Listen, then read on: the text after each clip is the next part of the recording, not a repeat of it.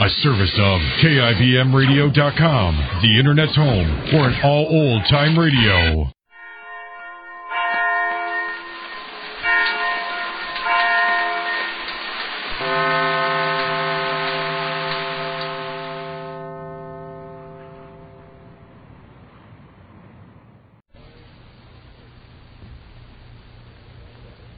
The following program is transcribed.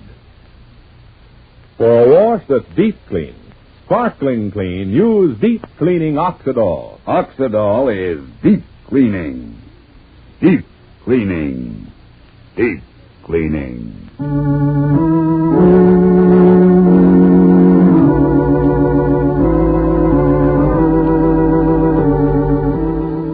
Oxidol's own Ma Perkins.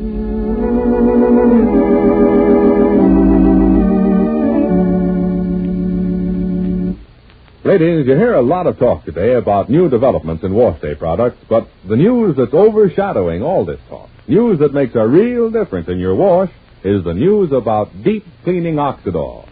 Deep cleaning Oxidol washes out the gray dirt left in clothes by the leading wash day suds, the leading shortcut suds. Now, this fact was proved to women in an amazing washing demonstration. And one of the women present at this demonstration was Mrs. Paul Zurich of Elmwood, Ohio. And here's what Mrs. Zurich saw. In this washing demonstration, they used my clean clothes. At least I thought they were clean because I had just washed them with the leading suds the way you're told to. Then they washed these clothes over again, this time with deep cleaning Oxidol. You should have seen the dirty wash water come out of those clothes I thought were clean. That dirty wash water showed me Oxidol really can get out the gray dirt left in clothes by those leading shortcut suds. Thanks, Mrs. Zurich. And ladies, here's something we'd like you to do at home. Next wash day, use deep cleaning Oxidol and see for yourself how much dirt Oxidol can get out of your clothes. Then, for the most interesting news of all, look at the clothes themselves. When you use deep cleaning Oxidol, your clothes look white and bright. Your clothes feel soft and fluffy. Clothes smell sweet, too. Yes, your clothes look clean, feel clean, smell clean, because they are clean with deep cleaning Oxidol. Yet, deep cleaning Oxidol is truly safe. Deep clean clothes stay brighter, new-looking longer. So don't wash clothes with suds that leave dirt in. Get clothes deep clean, sparkling clean with deep cleaning Oxidol. Oxidol is deep cleaning. Deep cleaning. Deep cleaning. Ask your dealer for Oxidol today. And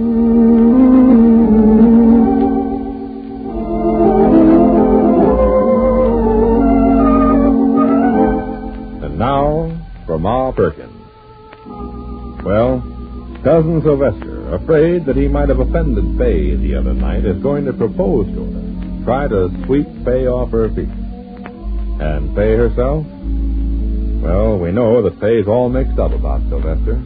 On the one hand, he's been very nice to her, lovely to her daughter, little Paulette. But on the other hand, he might have lied to her and to Ma about that money of Willie's and Effie's. Well, Sylvester's just dressing for his date with Fay about 7 o'clock at night. His father, Cousin Ed, comes to the bathroom door and, well, listen. Me, son Sylvester. Let me in. I'm dressing, Foxy. I'll be right out. I know you're dressing. I said I want to come in. You're getting a little impossible lately. You know what, Popsy? You're ordering me around like I'm some punk. Until such a time as I'm positive you ain't a punk, I'll just keep on doing like I'm doing. Now, we'll just close this door so the old lady won't hear what we got to say, and we'll settle down to business. Oh, for heaven's sake, I'm late now. It's the most important date in my life. From you, I don't need any criticism, any advice, any nothing. All I'm telling you is this, son Sylvester. In this here world, it's performance which pays the groceries. It ain't promises or fancy talk which pays the groceries. Ever since you come to this town, you've been full of promises and you've been full of fancy talk. But tonight is when you gotta produce. I said tonight is my big night. So will you kindly get out of my way and let me finish dressing? No, son Sylvester. First, we're going to talk about how you're going to act tonight. It's the night you're asking little Cousin Fay to be your blushing bride. And so you got to act according. And so that's why we're going to go over every single action in advance, beginning now. Popsy, you can be a very irritating guy when you want to be. You want me to put you on the other side of that door without unlocking it? I said I ain't taking no chances. We're going to get this straight, and beginning right now. First of all, when you get to Little Fay's house, there's probably going to be Cousin Ma there. You act respectful to Cousin Ma, real respectful. If she's wiping the dishes, you tell her to sit down and you'll wipe the dishes. If she's sewing buttons, you tell her she sews buttons real good. Catch my drift, young fella? Oh, very respectful to Cousin Ma. Okay. Because when you pop the question to little Cousin Fay, and she goes flying back to her mommy, "Oh, Mommy, the man wants to marry me. What should I do?" That's when you being respectful to Cousin Ma pays off. "Real respectful young fella," says Cousin Ma. "I like him. Cousin Sylvester's a real fine boy. He wipes the dishes."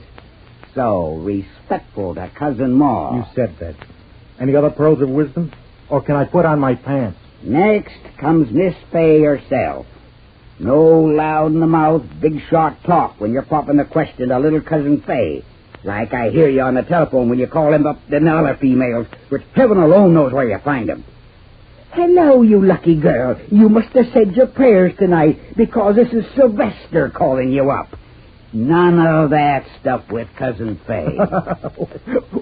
Why, Popsy, that's quite a line you have. Never you mind the wisecracks, fat boy. You pay attention.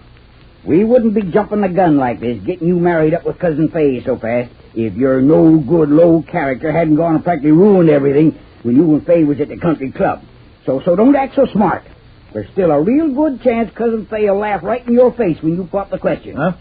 And if she does, I'm going to wait until you're asleep in your bed, and then I'm going to smother you with your own pillow, just to teach you a lesson. Oh, she gave me a date tonight, didn't she? You know, maybe I didn't antagonize her at the country club. Maybe she just pretended to be antagonized. A girl like her, Popsy, she don't fall right into your arms the minute you raise your little finger. Oh, no. She gave me this date tonight as soon as I asked her, didn't she? I'll pass out the gold medal and the orchids and the roses when you tell me how you popped the question and how she fell into your arms then. So do you understand me? No big shot stuff with Cousin Fay tonight. You talk small. You talk sweet. You tell her how your whole life's changed since you met her. You tell her how you know you ain't no good. How you know you're the world's worst bum. But if she'll only say yes, why, then you won't go home and cut your throat like you deserve. Hey! Now you do it like I tell you. Talk small for yourself. Talk big about her. Tell her how your whole life ain't worth a plug dime if she slams the door on you. Tell her how much you love her little girl. Tell her how much you love her ma. Tell her how all you want is to make her happy because she's so wonderful. And if it comes back to me that you didn't talk like that, the one who slams the door is me.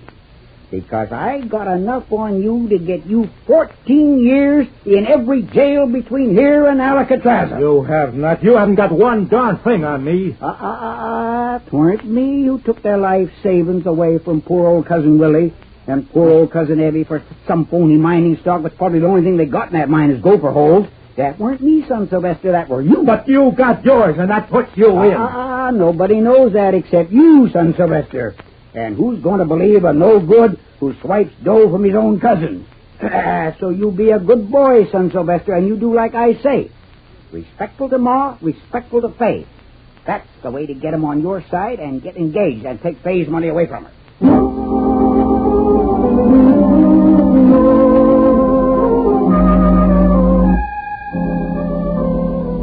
And now our scene changes. We know that Fay has had increasing doubts about Sylvester, and that Fay has decided to find out whether Willie and Evie really did give Sylvester their life savings, in spite of Sylvester's denial to her and Ma. And we know that something else is troubling Fay, her loyalty to Ma, her understanding of Ma's deep loyalty to the cousins. And so, it's a troubled Fay who joins Ma in the kitchen now. And pretty as Fay is, we've never seen her look prettier. She seems to have dressed with very special care. And though her eyes are troubled, well, listen.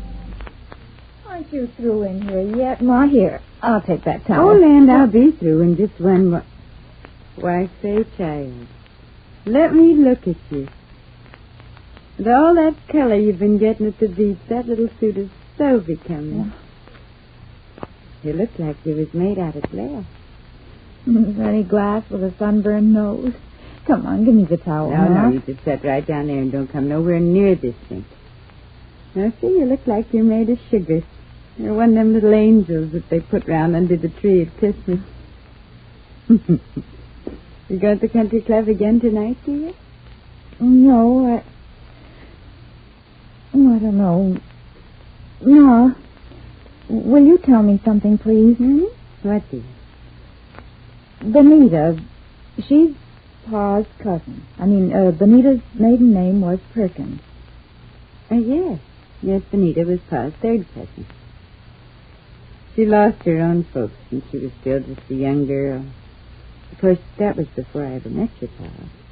And it was Pa's folks who brought her up. She was more like a sister than a cousin, really, to Pa Perkins. And Cousin Ed, Ma, was Pa also so fond of Cousin Ed? Why, I believe your Pa didn't know Ed very well. We was all just young people in our 20s then. Pa never had no feelings about Ed, one way or the other, which I can remember. No feelings like he had about Benita. Oh, Pa loved Benita.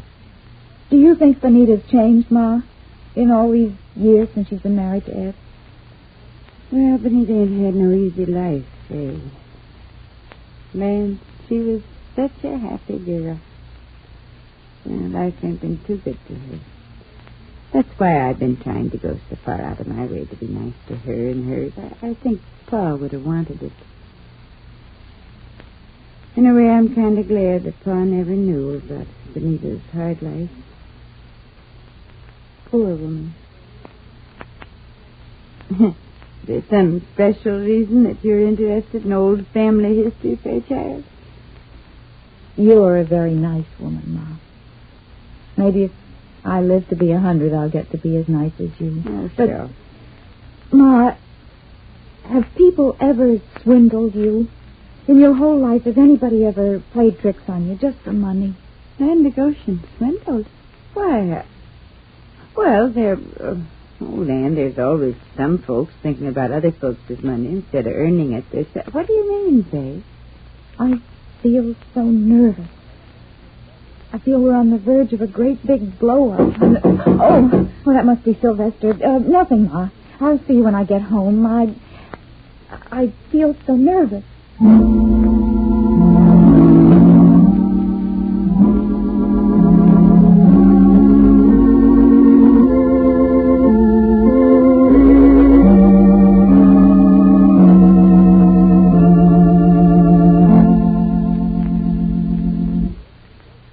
Ladies, there's just one reason why you wash clothes. You want them clean. And that's why today's news about deep cleaning Oxidol is so important to you. Deep cleaning Oxidol washes out the grimy dirt in clothes, gets your clothes sparkling clean. When you wash clothes with Oxidol, you can see they're sparkling white and bright.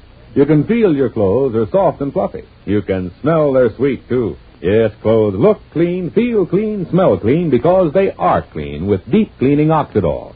So for a wash that's deep clean, sparkling clean, get deep cleaning Oxidol at your dealers now in the same familiar Oxidol package.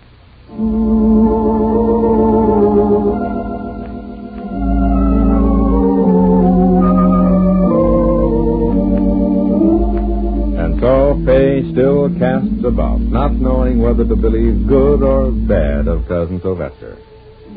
And what will Faye say when Sylvester does pop the question, which is what we hear tomorrow.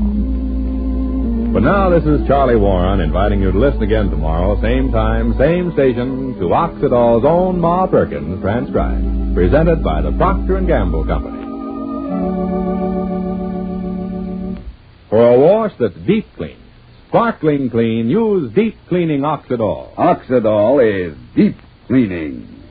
Deep cleaning. Deep Cleaning.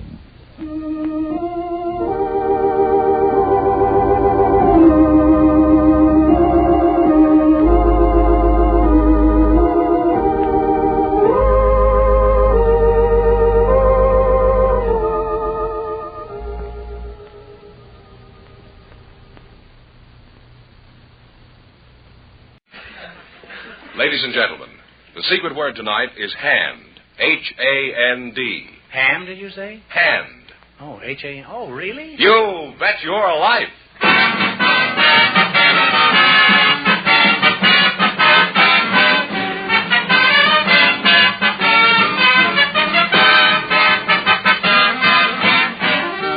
The more than 3,000 DeSoto Plymouth dealers of America present Groucho Marx in You Bet Your Life, the comedy quiz series produced and transcribed from Hollywood. And here he is, the one, the only... Name droppers. Oh, that's me.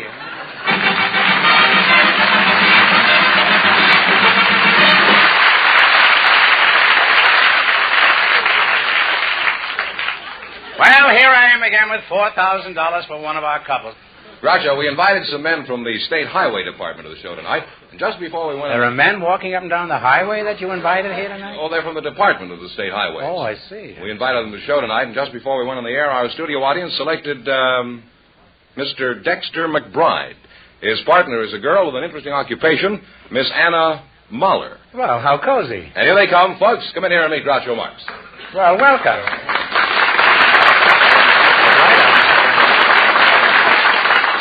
Welcome, folks, for the DeSoto Plymouth dealers. Say the secret word and divide $100. It's a common word, something you always have with you. Dexter McBride and Mr. Dexter McBride and Miss Anna Mahler. Mr. McBride, where are you from? I'm from the South, sir, from Virginia. Norfolk, Virginia. Norfolk, Virginia. That's where the sailors hang out, isn't it? That's right, sir. Isn't that right? Are you married? Yes, I am, sir. And Miss Anna Mahler, huh? Where are you from, Anna?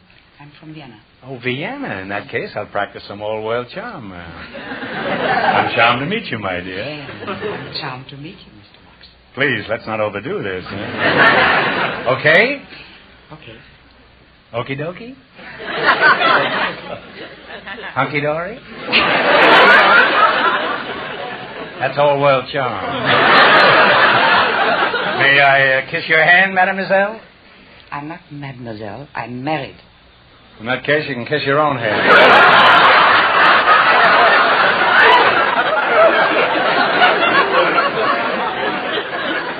Let's play this Vienna string out here. How long have you been in America, Mrs. Mahler? I'm not Mrs. Mahler. I'm Mrs. Fistulari. What happened to Mrs. Mahler? She was here just a minute ago. And where did Fistulari come from? From Russia. Fistulari sounds like a skyrocket. Where did he come from? Where? Russia. From Russia? He came from Russia? That's a good place to come from. Okay, okie dokie. Spell it in plain English. What's the scoop? How come you're Mahler, but you're really a Fistulari? Well, I started working with the name of Mahler, and so I didn't want to muddle everybody up and change. And then I married. So I became Mrs. Fistulari. Well, that's logical. Yeah. Well, Mahler's a very famous name in Austria. Are you aware of that? Yes, I know. So? Gustav Mahler was my father. Oh, really? Well, this is an honor.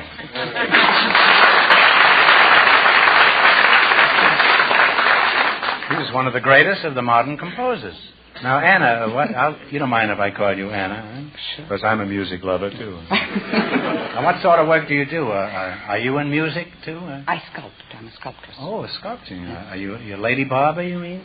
Well, I deal with heads very often, but I prefer stone heads. Well, when you're in business, I guess you can't be too fussy. How did you happen to carve out a career for yourself in sculpturing? Well, I started drawing very early, and then I painted, but these paintings always looked like pieces of sculpture, so I thought it was better to do the real thing. Mm-hmm. And since then, I'm very happy and don't want to do anything else. Well, it sounds like a very pleasant profession. Yeah. Just stand there and chisel all day. That's about the size of it, isn't it, Anna? I don't think so. You don't, huh? Very heavy. It's very dirty. It ruins your hand. It's dusty. And it's Wait a minute. You said hands.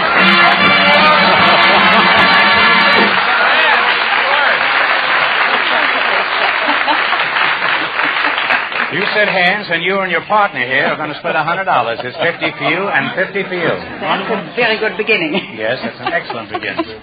Now, Fenneman says you're from the State Highway Department? That's right, sir. What do you do there? I'm a right-of-way agent with the State of California Division of Highways. Right-of-way? Right-of-way. Ridiculous. On the California highways, no one has the right-of-way. What do you mean by a right-of-way man? Right-of-way man is a man who acquires for the state necessary highways, necessary right-of-ways in order that freeways can be constructed. Mm-hmm. I've often wondered when you fellows put in a new highway, what happens to the houses that stand in the way?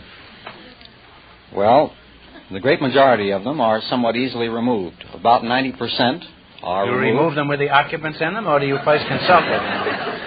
There's a little consultation that goes on prior to that time. About 10%. How long? About 5 minutes? Sometimes it takes months. It does. Many months of negotiation. About 90% of the homes are removed to new locations, set up, remodeled, and about 10% are necessarily demolished and used to construct other homes or other buildings or other work. I imagine you've had some interesting experiences in that kind of a job. Are there some you could tell us about? We've had a great many. They happen every day. One of the more interesting experiences, we thought, was the moving by a private contractor of a home, which he was moving to a new location over a portion of the roadway. There was a bridge over the road, and the house got stuck by about I was stuck with a house in Beverly Hills. I didn't know a house could get stuck. I thought only the owners. Well, this house was firmly wedged under the bridge. And they couldn't push it forward. They couldn't pull it back. They didn't know what to do with it. So 2 o'clock passed to 3, 4 o'clock, 5 o'clock. And about 5 o'clock, a youngster came by who was getting ready to peddle the morning papers. And he observed the proceedings, and he finally ventured to say to a few of the contractors and engineers, he says, "Say, fellows, if that was my job," he says, "I'd let some of the air out of the tires." And they did, and the house proceeded on.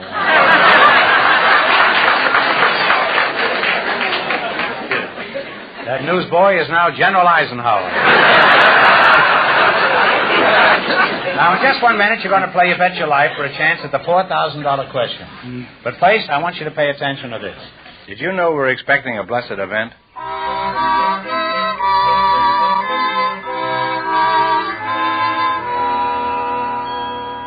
Delivery date this Friday. And what a beautiful baby. The new Plymouth for 1952. At your DeSoto Plymouth dealers this Friday. And talk about value. You'll cast a loving eye on Plymouth's luxurious new tone-tailored interiors. Roomy, comfortable, truly distinctive. Talk about value. The famous Plymouth 7-to-1 high-compression engine, this year with an important new type of cylinder head. For power that's super smooth, super quiet. Yes, talk about value. You simply can't approach the relaxed comfort of a ride in Plymouth. Not in any other low-priced car. And another better-than-ever feature for 52, Plymouth Safeguard hydraulic brakes now have cycle bond linings, which give you more braking surface and last longer. Yes, talk about value, and you're talking about Plymouth, the new Plymouth, the 1952 Plymouth. See it this Friday at your DeSoto Plymouth dealers. All right, now let's see how well you work together as a team. George, tell them the rules. You bet as much of your $20 as you want on each of 4 questions, and the couple that earns the most money gets a chance at the $4,000 DeSoto Plymouth question later in the show. Here we go. Let's see how high I can build you $20. You selected books and authors. Here's your first question. How much of the 20 will you bet? 15, perhaps. Anna? All right. All right. Who wrote Ivanhoe? What's his name? I can't. Of course, I know. Scott. Scott is right. Walter Scott. You're off to a good start. You have $35. There's no point in asking Fenneman, Miss Marla, because to begin with, he's not allowed to tell you, and in the second place, he doesn't know. Remember, you're going for $4,000 tonight. Now, how much of the $35 are you going to risk this time? Let's do all of it, but 4 or 5 cents. All right. How much? You're going to All bet but 4 $34.95, is that right? 96 cents. $34.96. This is what they call Oscar ratings, huh? All right, who wrote Les Miserables? Hugo. Victor Hugo is right. It's going to be very interesting to hear Fenneman compute this. The first one's easy. You now have This is going to be a $69. great ad for, what is it, San Francisco State University? Right. Is that right? Yeah. This is right this time, I'm sure. Okay. You have $69.96. Is that right, Miss Marlowe? Well, you should know I can't count. All right, here we go. How much are you going to bet on your third question? 50? Let's do all of it, but a couple of pennies. Talk right. We'll do all of it, but... All right, you're going to do $69.94. Who wrote The Last of the Mohicans? Fenimore Cooper. James Fenimore Cooper. You now have $139.90. Is your last chance to beat the other couples. How much are you going to bet? Let's do the whole thing. Here we go. Who wrote A Farewell to Arms? There you go. Think hard, huh? If you don't know, take a stab. Sorry. I'm terribly sorry. It's Ernest Hemingway. Should have known that. Isn't that terrible? Well, I'm sorry. We can't let you go away broke. That's terrible. We don't let anybody go away broke on this show, Miss Marler, so we're going to give you one more question. You answered correctly, and we'll see that you don't leave here with less than $25. You've got nothing, so $25 will make up the difference between nothing and $25. Now think hard, and please no help from the audience. What kind of fruit do you use in a peach pie? Peaches is right. Put it there.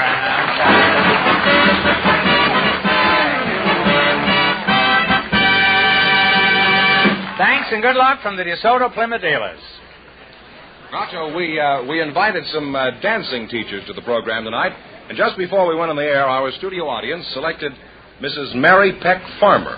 Her partner is also from the audience, Mr. Gordon Giblin. He's a stevedore. Folks, come on in here and meet Groucho Marx. Welcome to You Bet Your Life. Say the secret word and divide $100. It's a common word, something you always have with you. Mrs. Mary Peck Farmer. And Mr. Gordon Giblin? Giblin. Giblin, huh? Giblins will get you if you don't watch out. Where are you from? You must be pretty sick of that joke, huh? Yeah. It's usually giblets in the gravy or something like that. Well, this was a little more stupid than You're a stevedore, is that Giblin? That's right. Is that right, Stevie? That's so right. What's the difference? Is there a difference between a stevedore and a longshoreman? Yes, longshoreman, he loads on the dock and the stevedore loads on the ship. How long does it take to get this dock loaded? Well, that depends. Whole thing sounds pretty shaky to me. What's the principal job of a stevedore? Well, the principal job is to take cargo from the dock and put it aboard the ships, or vice versa, whichever the case may be. Ships coming in or going out. I suppose I wanted to be a stevedore. What would I need besides a boat and a pier? I've already got a dock. It's not much good, but I keep them for sentimental reasons. I want to stay alive. What would I need to be a stevedore? Well, to stay alive, you'd have to have a union book and a strong back. What do you think of my back? It's pretty rugged, isn't it? Well, you're glad you don't have to make your living as a stevedore. Well, you're lucky you said that when my back was turned. I'm still saying you're lucky you don't have to make a living as a stevedore. You wouldn't say it if I had my 4 brothers here. Miss Farmer, you're a dancing teacher, is that right? Yes, I am. Well, let's discuss the light fantastic. My age, I'd rather discuss it than trip it. How much would you charge to make a dancer out of me? Nothing fancy, just sort of like Gene Kelly or perhaps a stare. Well, I've only been teaching children. Well, I'm in my second childhood. Where is your school? It's in Burbank, California. What's the name of this temple of terpsichore? It's in my own name. It's Mary Farmer Dance Studio. Uh-huh. And you, are these little terpsichoreans North terpsichoreans or South terpsichoreans? How many children are enrolled at this emporium? Well, right now I have 200 children. You have? Well, don't come running to me with your problems. Tell me, what are some of the things you teach these little monsters besides how to pay in advance? Well, we teach ballet, tap, acrobatic, toe. Acrobatic toe? What's that? They're different subjects. I have an acrobatic toe. I can't get my one shoe on them. Now, why don't you ask me something about ballet? Go ahead. What's Surly Kitty Pig? What was that? Oh, those are foot beats at the bar. These little ballet dancers put their feet on the bar? Ballet up to the bar, boys. The drinks are on the house.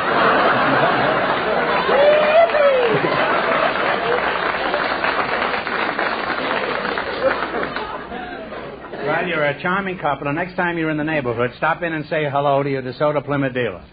You don't have to buy a car. Just stop in and say hello, that's all. Of course, they prefer that you bought a car, but you can't do that. Just say hello.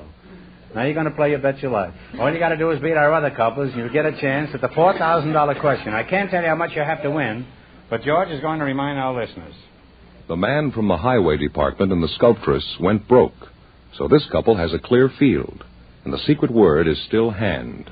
Oh, by the way, before I forget it, here's a note I wanted to mention. There's a serious contribution to American literature in the new issue of Look magazine. That's for January 1st, you see. It's called The Secret Letters of Julius Marx. And that's me. That'll give you an idea of why I'm now called Groucho. Anyway, Look has collected some of my letters, and you may find them amusing. Just want you to know that I can spell, among my other meager talents. Here we go. We're going to play your Bet Your Life. Let's see how high I can build you $20. You selected male and female of the species. This should be very interesting. Here's your first question. How much of the $20 will you risk? 15. 15. What do you call a male sheep? Ram. Ram is right. You're off to a good start. You have $35. He says that to everybody. Remember you're going for $4,000 tonight. How much of the $35 will you bet on your second question? 34.50. What do you call a male elephant? A bull. A bull is right. You now have $69.50. Here's your third question. How much of the money will you bet this time? 69.25. 69.25. What do you call a female rabbit? A doe. Doe is right.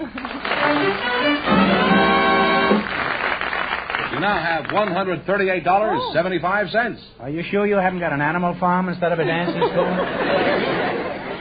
Here's your last chance to beat the other couples. How much are you going to try? $138.50. All right. What do you call a male duck? A drake. A drake is right.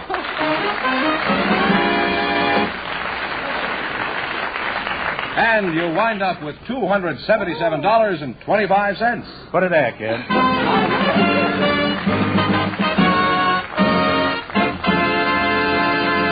Thanks and good luck from the DeSoto Plymouth dealers. We asked if there were... Plymouth dealers. we asked if there are any... I'm not allowed to sing anymore on the show. We asked if there are any clubmen in our audience tonight, and from those who volunteered, Mr. Edward Peterson was chosen to be on the show. His partner is a young woman from the audience, Miss Patricia DeConde. Folks, come in here and meet Groucho Marx. Welcome for the DeSoto Plymouth dealers. Say the secret word, and you divide $100 in cash. You divide $100 in cash. It's a common word, something you always have with you. Patricia DeConde and Edward Peterson. Is that right? Yes. Mr. Peterson, I'll start with you. Where are you from, Pete? Edward? Eddie? What do you prefer being called? Ed? Eddie? Eddie? You like. Okay. Well, anything I like is... That could be rather dangerous. Are you married, Ed? No, sir, I'm not. Why not? Oh, I was born single. I haven't seen sufficient reasons for any change. What a magnificent tribute to womanhood. Well, if you get married, there won't be any change. Not in your pockets, at least. Ed, how old are you? I'm 46. Forget it. It's a cheap joke. You're how old? I'm 46. 46? Well, you're a pretty young-looking 46. Do you attribute that to the fact that you're a bachelor? No, sir, to outdoor living. Outdoor living makes you healthy? It seems to. I lived outdoors just one night, and I got bitten by 2 dogs and a snapdragon.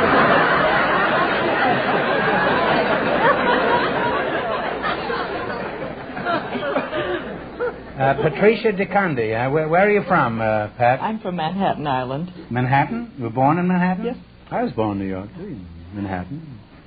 I'm a slum boy. You don't mind if I call you Pat, do you, Pat? Of course not. Yeah, I'll call you Pat and you can call me Mike. What sort of work do you do, Pat? Oh, I'm a beauty consultant. A beauty consultant? Well, you're a pretty good ad for that place. What kind of beauties do you consult? I've consulted a few in my time. I don't consult them. They consult me. I give classes in skincare and hair care, contour makeup. Oh, is that so? Well, where do you do your consulting? The various... You can tell I might be interested in a consultation myself. Well, I'm afraid I do it at the various Army, Navy, and air bases throughout the country. The armed forces are taking beauty treatments? Well, at least I guess that's what Truman meant by fantastic new weapons.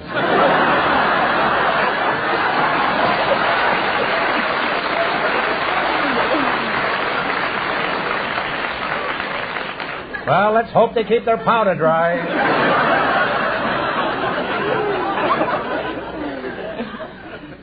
The Fenneman says you're a clubman. What club do you belong to? I belong to the Sierra Club. You mean that jive joint down on Western Avenue?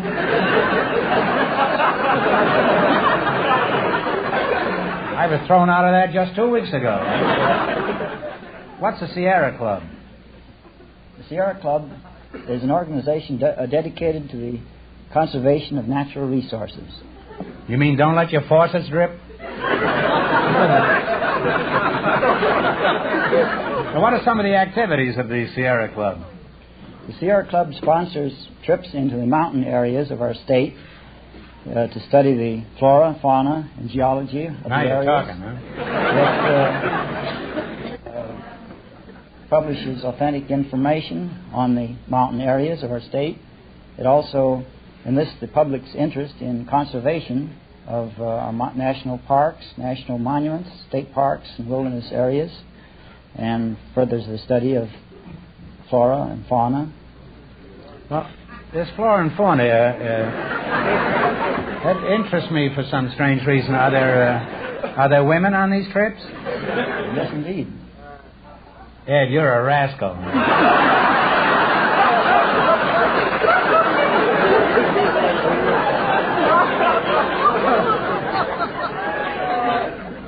And do the ladies enjoy these mountain trips? Yes, they do. They come back from the hikes as fresh as the men.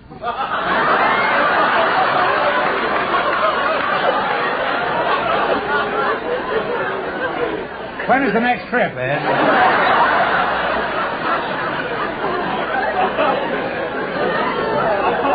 I'll get up my alpenstock and I'll go along. I think one of these hikes would do me some good. How far do you walk? Oh, 15 or 20 miles up steep slopes. You just lost a member. You tell Flora I'll meet her in the foothills. And that goes for fauna, too, huh? Some fauna, eh, kid? Well, I've learned a lot about the birds and the bees tonight, but apparently for me it's just a waste of time. We'll get on with the proceedings. You're going to play You Bet Your Life for a chance at the DeSoto Plymouth $4,000 question.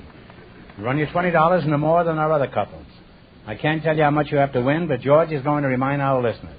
The dancing teacher and the stevedore won $277.25, and the secret word is still hand. Here we go. Let's see how high I can build you $20. You selected state landmarks. Here's your first question. How much will you bet? $15. $15. In what state do you find the famous Pikes Peak? Colorado. Colorado is right. On your way, you have $35. Remember, you're going for $4,000 tonight. How much of the $35 will you bet this time? $34.99. $34.99. In what state do you find the famous Everglades? Florida.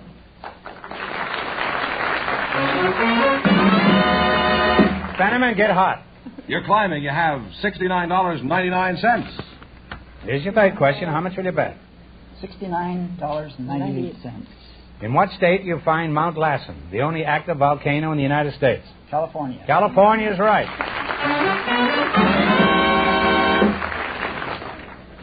Here's your last chance to beat the other couple. This one up yet. Wait a minute. 18. I haven't got all night, Fenneman. Get on with it, huh? 139.97. Is that right? That's what I have, yes. That's what I've got, too. And I figured in my head.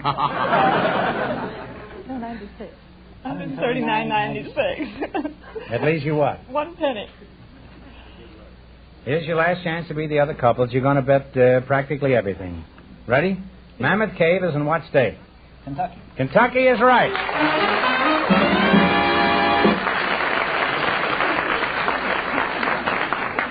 You wind up with $279.93, and that means that you, with your 293.7... I was doing so well. He can't even read it off a piece of paper.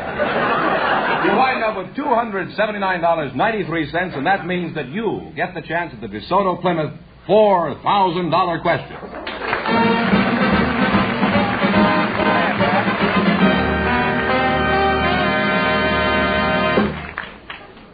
No safer car was ever built than the new, the 1952 DeSoto. Listen to these safety features. Safety rim wheels. In case of a blowout, this amazing DeSoto feature keeps the blown tire securely on the rim and helps you bring your car to a safe, smooth stop. The 1952 DeSoto brings you big windshield and window areas. DeSoto's wider, deeper windshield with narrower corner posts gives you a better view of the road. The 1952 DeSoto brings you big 12-inch brakes. No car in America has bigger brakes. And the special DeSoto parking brake is an entirely independent braking system, giving you 3 times the holding power of ordinary parking brakes. Oh, mister, there's no doubt about it.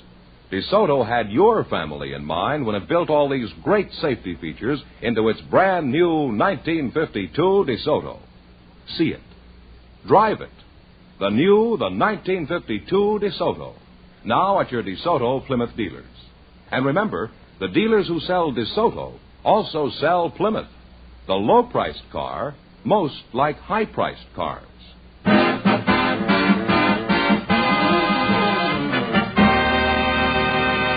Here's the beauty consultant and the Sierra Club man, the winning couple all ready for the DeSoto Plymouth $4,000 question, Groucho.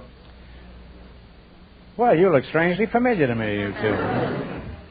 All right, here we go for $4,000. I'll give you 15 seconds to decide on a single answer between you. Think carefully and please no help from the audience. Here it is.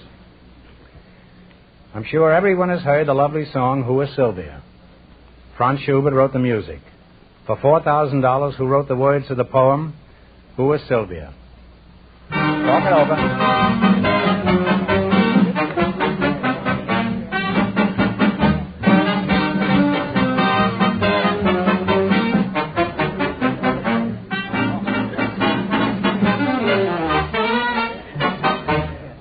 Well, what do you guess?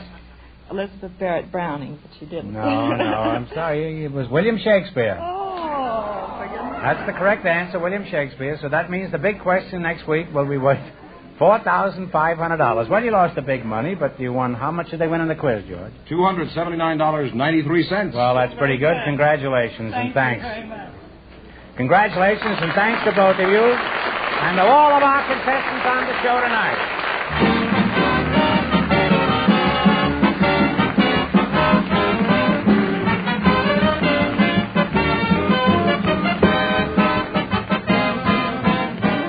Be sure to tune in again next Wednesday night at this same time for the Groucho Marx Show, when the big question will be worth $4,500. And don't miss Groucho's television show, also presented by the DeSoto Plymouth Dealers of America.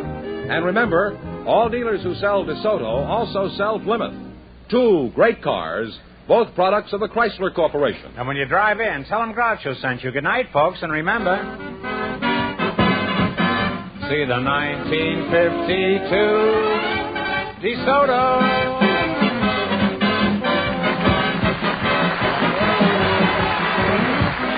Folks, here's a reminder from the National Safety Council. Bad weather may excuse delay, but never an accident. You Bet Your Life, transcribed from Hollywood, is produced by John Goodell. Directed by Robert Dwan and Bernie Smith. Music by Jerry Fielding. This is George Fenneman signing off for the more than 3,000 DeSoto Plymouth dealers from coast to coast.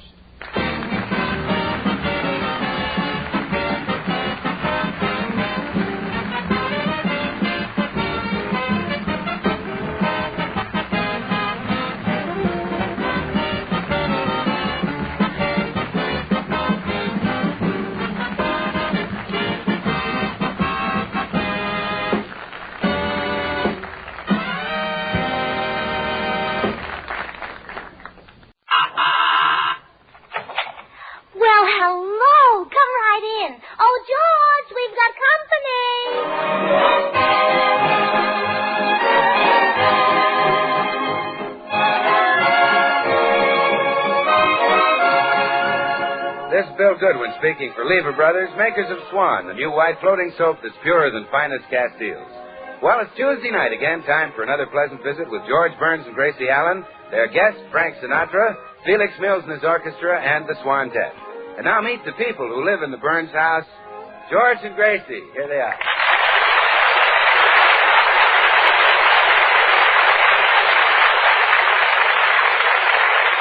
Well, George and Gracie have just returned home from a tour of the Army camps where they entertained the boys during their 8-week summer vacation. Home again. Yes, but wasn't it fun entertaining the soldiers, dear? Yeah. Our trip would have been perfect if it hadn't been for one little thing. What was that, dear? Well, I never got to sing Ain't Misbehavin'. You know, we kind of build up to the climax of our act, the smash finish, my song, and as soon as I started singing, something would happen. Yeah, that's right. Yeah, I'd get right to my favorite part. You know, where I'd sing, like Jackie Horner in the corner, don't go nowhere, and I don't care. That's where it happened. Yeah, somebody always yelled, dismissed. Or somebody always blew a bugle. Yeah. In one camp, they even fired a gun. Yeah. I know, and it barely missed you. Yeah. That's a shame. Huh? And dear, you have such a lovely voice, too. You really think so? Well, of course. I wish you'd sing for me right now, Judge. Oh, gee, sweetheart. It's just the two of us there. I feel kind of foolish. Oh, please. Mama wants to hear her talented little songbird. Oh, Gracie, Oh, come on. Oh, you know that part that you sing so well? The part that they always interrupt. Well, okay, I'll give you a little sell. Like Jackie Horner in the corner, don't go nowhere, and I don't care. Always in the same place. See who's at the door, Gracie. All right, dear. Well, hello, Mr. Postman. Welcome home, Mrs. Burns. I'm so happy to see you again. Oh, and it's nice to see you. Did you have a pleasant summer? Superb, Mrs. Burns. I entered a contest at the beach to choose the most perfect specimen of manhood. Naturally, I won. Oh, naturally. Yes. I am now Mr. Seaside Lagoon of 1943. Oh, I'm so proud of you. So am I. Well, I just dropped by to say hello. I'd better get along and deliver this fan mail. Oh, you certainly have a lot of it. Yes, and it's all for Frank Sinatra. Frank Sinatra? He sings, doesn't he? Yes. He and painted-on stockings are all the vogue now.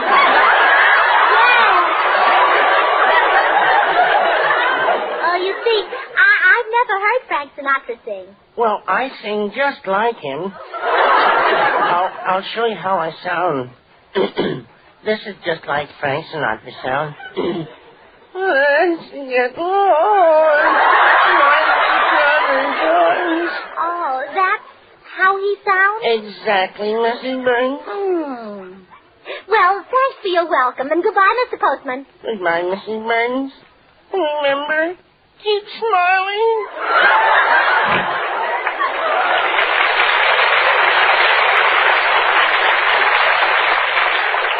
Who was that, dear? Oh, just the postman. Oh, any mail for us? No, none for us, but he had about 10,000 letters for this Frank Sinatra. Frank Sinatra? Mm-hmm. He sings, doesn't he? Yep. but not as well as you, George. Oh, now, Grace. Oh, I mean it. Why should all the women be absolutely crazy about Frank Sinatra and feel about you, well, the way they do? Answer me, why? Well... No, I thought of that. But I meant something else. Oh, come in. Gracie, darling. Why, Tootsie Sagwell. Oh, you haven't changed a bit. Gracie, is that a nice thing to say to her? Do you mind if I sit down? I'm so excited I can hardly talk. Why, Tootsie? I just got the thrill of my life. I took a taxi over here, and who do you think got out of it before I got in? Frank Sinatra. Him again. Oh, the taxi ride over here cost me $4.80. $4.80? Well, you only live 5 blocks from here. Well, I know, but do you think I'd get out of that cab until the seat cooled off?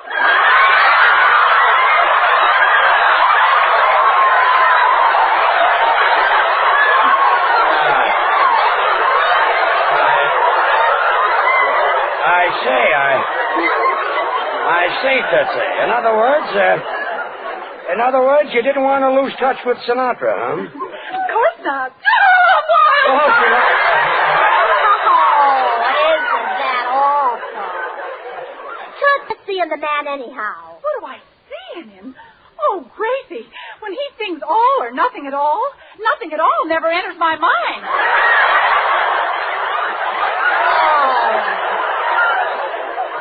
And just to think that my husband has 3 times the talent Frank Sinatra has. Who has? George, that's who. And he has 10 times Frank Sinatra's secretary. For what?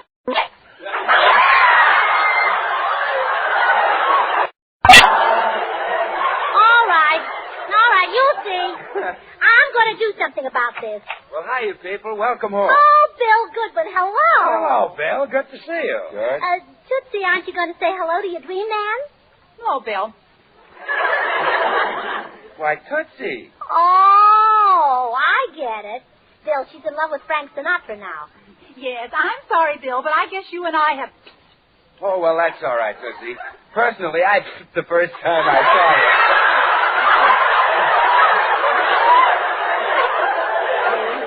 Oh, you're just jealous of Frankie. You just ought to see the crowd of women outside of his house when he sings in the shower. Oh, now. Wait a minute, Tootsie. Those women aren't there to hear Frank sing. Huh? No, they're trying to get at that soap he uses. Oh, right. Well, gee, you know how women go for Swan soap. You see, Swan is actually 4 swell soaps in one. The soap for your hands and face, for bathing the baby. The soap for your dishes and for your light laundry. 4 swell soaps in one. Well, look, I'll tell you a little secret, Bill. George is going to take Frank Sinatra's place as the #1 singer. What? Well, let's face it. Can anyone hold a candle to George when he sings? Well, Gracie, come to think of it, that's just how George sounds when he sings. How? Like someone was holding a candle to him. You forget it, Gracie. This Sinatra boy is dynamite. Why, the girls offer to do his laundry. They clamor to wash his dishes. Does he let him? Well, of course not. You think he wants to miss the fun of washing those dishes with Swan?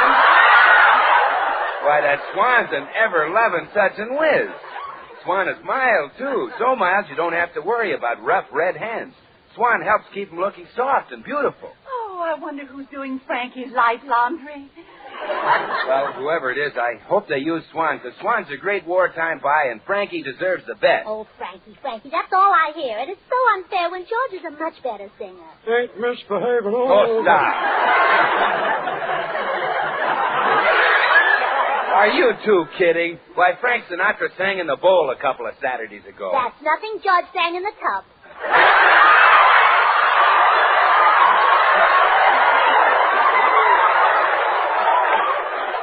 Well, I give up. Oh, I'm going over to see this Frank Sinatra. I'm going to tell him that from now on, my husband will be the one whose autograph they'll fight to get. My husband will be the one whose clothes they'll tear off. Oh, please, Grace. Oh, please, nothing. I won't rest, George, until the whole world finds out that you wear pink shorts. Oh.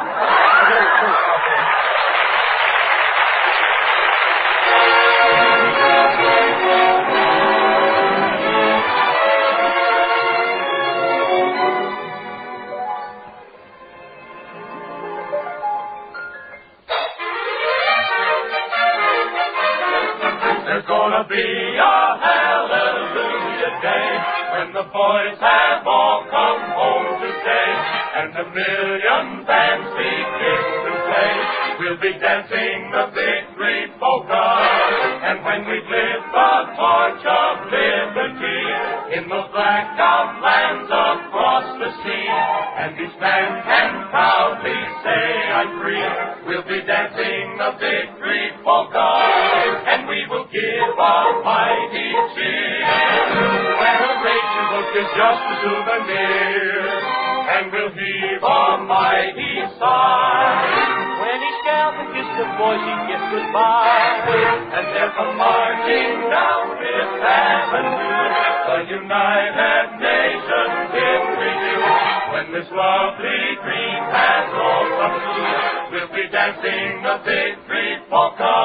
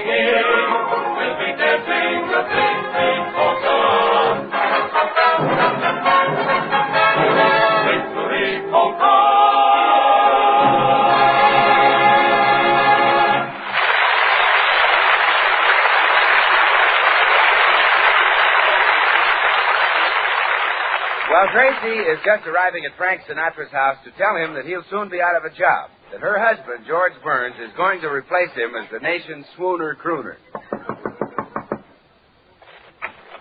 Hello, I'd like to see Frank Sinatra. I'm Frank Sinatra.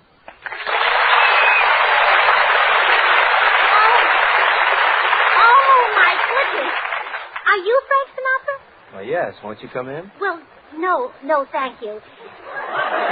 You see, I have some bad news to tell you, but now that I see you, I haven't got the heart. Why not? Well, you poor boy, you look so hungry. Really, I'm not hungry, Miss Allen. Oh, you recognize me. Well, sure, although I didn't at first. I thought you were a high school kid after my autograph. Oh, you mean one of those teenage girls? Yeah. Oh, really? Yeah. Of course, some people have the mistaken idea that I'm older than that. My mother and father, for instance. What do they know about that? Yeah, that's what I say. Well, what is it that you wanted to tell me? Well, I kind of hate to say it now after you've been such an adorable liar. Oh, that's all right. What's this bad news? Well, you see, I'm married to George Burns. Oh. That is bad. No, I think I know how you feel. You know how I feel? Yes, you see, for a long time I didn't get much of my salary either. Oh, but I'm afraid you don't understand, Mr. Sinatra. The bad news is for you. For me? Yes. Your career is over. What? My husband sings. Well? Well, there's only room for one swooner crooner, Frank Sinatra or George Burns, so naturally you've got to go. Well, maybe there's room for both your husband and me in the singing business. Oh, no. I'm afraid not, Frankie. You see, you're both the same type. I can tell because you both have the same effect on people. Well, what do you mean? Well, when you sing, women swoon. And does that happen when George sings? Well, even men faint. Yes. I've heard your husband sing, and I can believe that. Oh, sure. Well, I guess that's all I have to say, Frankie. Goodbye. And, be sure to tune in Saturday night and listen to the hit parade starring George Burns. Just a moment, Mrs. Burns. I don't claim to be a great singer, but I do know that I'm better than George Burns. Are you out of your mind? No, I mean it. Well, there's only one thing to do then. We'll have a contest and embarrass you publicly. Oh, now, Mrs. Burns, a contest? Oh, afraid, huh?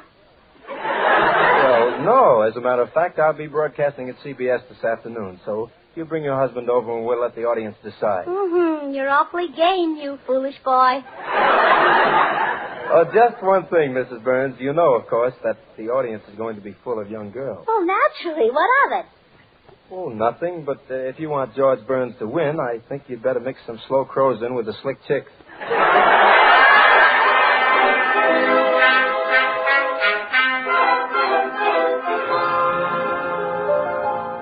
So that's what Sinatra said, huh? Slow crows, Mm-hmm. And he said to meet him here at CBS, and you two could let the audience decide between you. Slow crows, huh? Mm-hmm. He certainly has a lot of cheek. Oh, no, George, they're hollow. But it's very becoming. I suppose I won't get over with the girls because I haven't got hollow cheeks. Well, you can always open your shirt and show them your chest. Thanks, kid. Oh, and another thing about Frankie. He's got a lock of hair that falls across his forehead. It makes him look like a cute little boy. Oh. Maybe that's why the girls go for him. He brings out the mother in them. Oh, maybe. But when he sings, they put her away and bring out something younger. Oh, yeah? Well, I'll sing rings around him. You're here, Gracie. Where is he? What's she doing here? Oh, I promised Sister that I'd introduce her to Mr. Sinatra. Gracie, there he is. Coming in the door. Oh, over here, Mr. Sinatra. Hello. Are you ready for the contest? Well, we certainly are. Oh, I want you to meet my husband, Mr. Burns. How do you do, sir? Don't shake hands with me. He's George Burns. Oh, pardon me. I'm Tootsie Sagwell, Frankie, and I'm one of your most devoted admirers. I buy 50 copies of every record you make. 50 copies of the same record? Uh-huh. Well, you see, she sleeps with them and they break. Now I've heard everything. Frankie, on one of your programs, would you sing a song just for me? A song that'll tell me how it feels to have a man sweep me into his arms and kiss me and kiss me. Okay. How about You'll Never Know? Oh, you're adorable. Oh, now, Tootsie, stop hanging on Mr. Sinatra. Oh, you poor boy. You really should eat more. Now, look, just take a look at George. He eats the breakfast of champions. Looks like the champions didn't leave him much today. Oh, just a minute. Oh, son. now, look, you two boys go into the studio and rehearse. I'll join you in a minute. Come on, Tootsie. Goodbye, Frankie. So you're George Burns, eh? Yeah. Ain't misbehaving all by myself. Do you think the kids will dig my voice? You'll be able to. There's plenty of gravel in it. Okay, Bowtie. Where do we hold this contest? Right in here, Studio A. Okay, let's get started. Okay. Go ahead, Mr. Burns. You rehearse first. No, take it, kid. I don't need a rehearsal. Man, you frighten me. Okay, Felix, let's run through my number, please.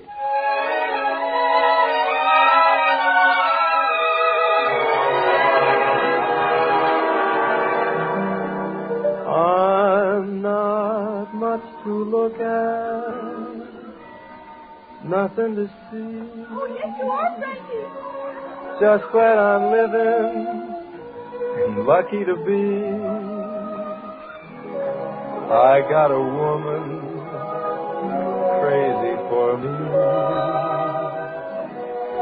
She's funny that way.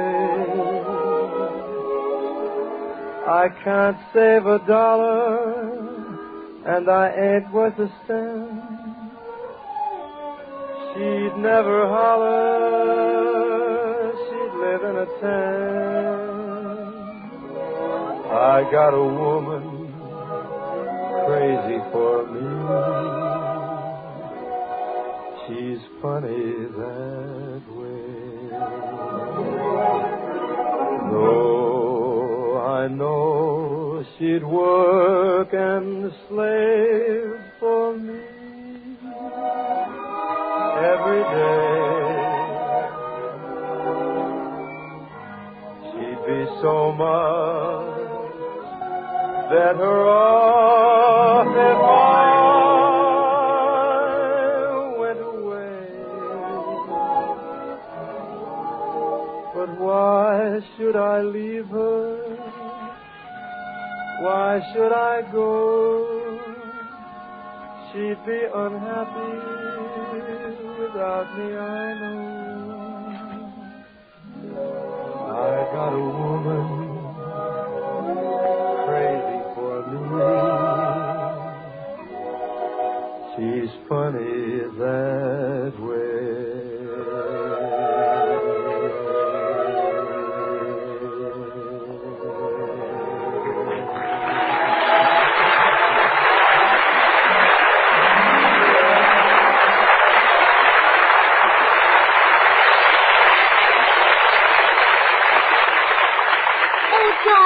George, I heard all that applause outside. You killed them. They loved you, huh?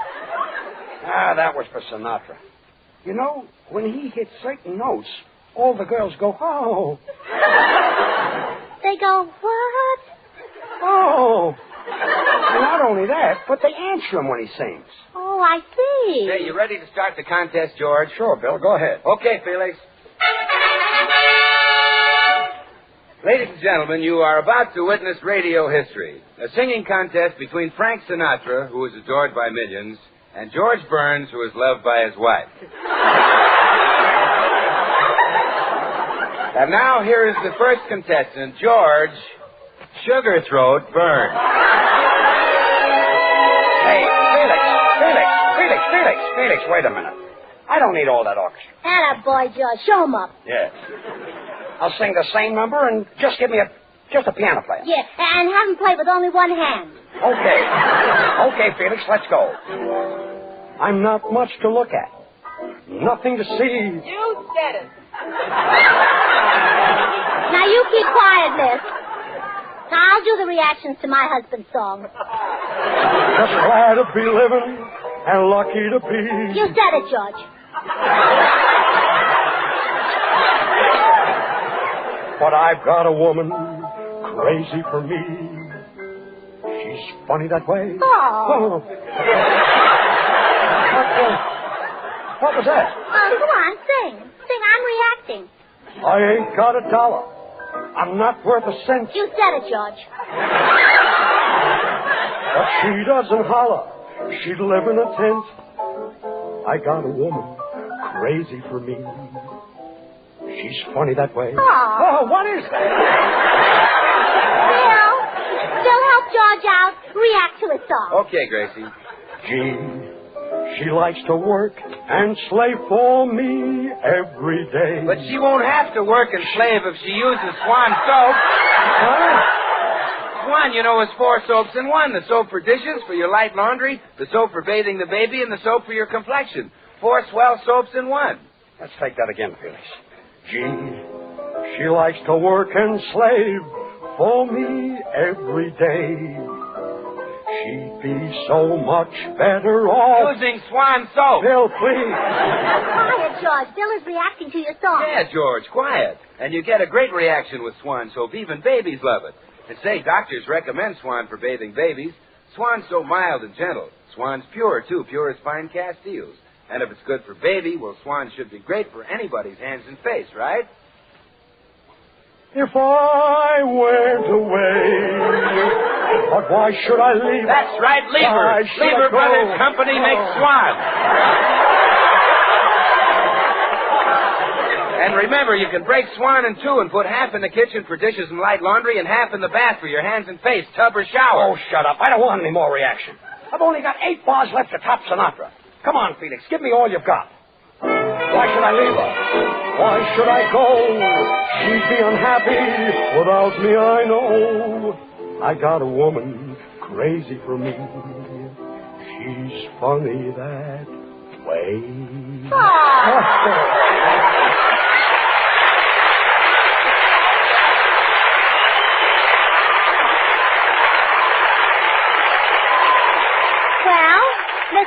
Sinatra. After hearing that, I suppose you'd like to call the contest off? No, Mrs. Burns.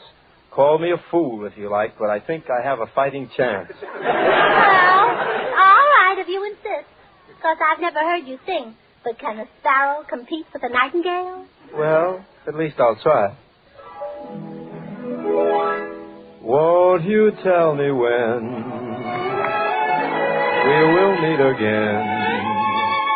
Sunday, Monday, or always? If you're satisfied, I'll be at your side. Sunday, Monday, or always. No need to tell me now what makes the world go round. When at the sight of you, my heart begins to pound and pound. And what am I to do? Can't I be with you Sunday, Monday, or always? You tell me when we will meet again. Sunday, Monday, or always.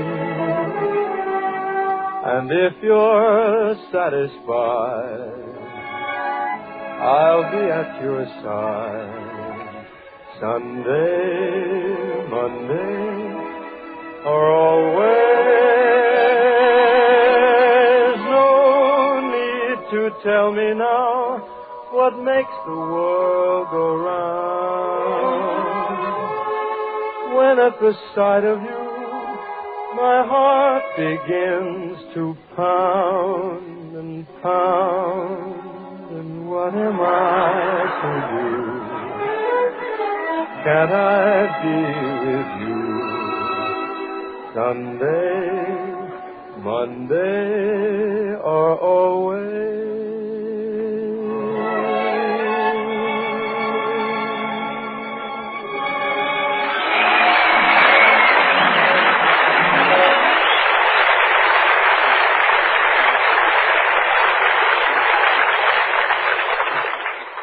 Well, Mrs. Burns, do you still think your husband is the better singer?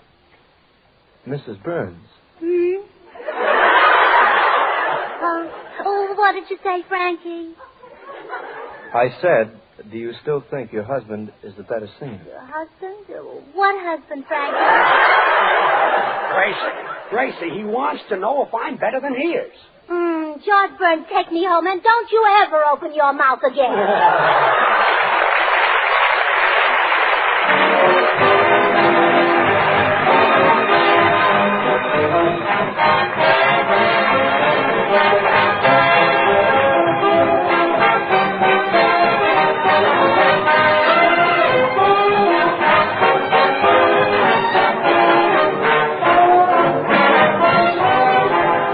George and Gracie will be back in a second, and say, while I'm standing here, I might mention that no woman has to go around with her hands looking all red and chapped and rough simply because she washes her own dishes and does her own light laundry. If you've got your hands in soap and water a great deal, just make sure the soap is Swan. Swan's as pure as fine Castiles, and Swan's so mild and gentle, it's kind to even a baby's tender skin.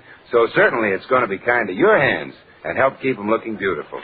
That makes sense, doesn't it? Try Swan. It's a great wartime buy, believe me. Well, here they are again, George and Gracie. George. Don't speak to me. Are you mad? Downright I am. Oh, now that's silly. Frank Sinatra means nothing to me. Really? Really. The very idea of grown women acting like schoolgirls just because of him. Well, I certainly... Gracie, what are you doing? Putting on my bobby sock.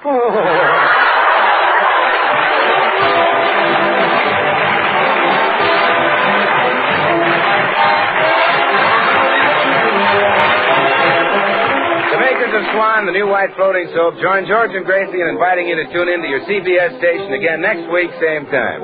Remember George Burns and Gracie Allen, CBS next Tuesday night. Don't forget to listen to Swan's other show, Tommy Riggs and Betty Lou, next Friday night over another network. Now, till next week, this is Bill Goodwin saying, Well, hi, Swan. How about you? Good night, everybody.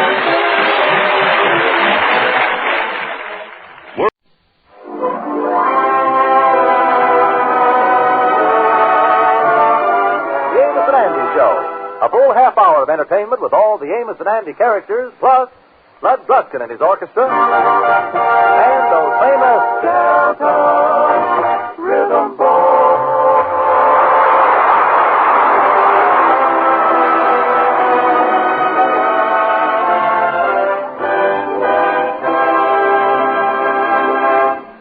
Well, it's 11 a.m. in the Stevens home, and the Kingfish has just finished breakfast. Suggesting it will be another thing, because his wife, Sapphire, is showing him the monthly bill. Well, now, wait a minute, Sapphire, dear. The way to do this is to put all the unpaid bills in one pile right here, then put the paid bills in another pile. I already done that, and we got only one pile. You know, honey, in all of the 22 years of our married life, I ain't never seen so many unpaid bills. Now, look at it. Look at this one right here. What is this? Music, $5 for organist. That's the man that played for our wedding.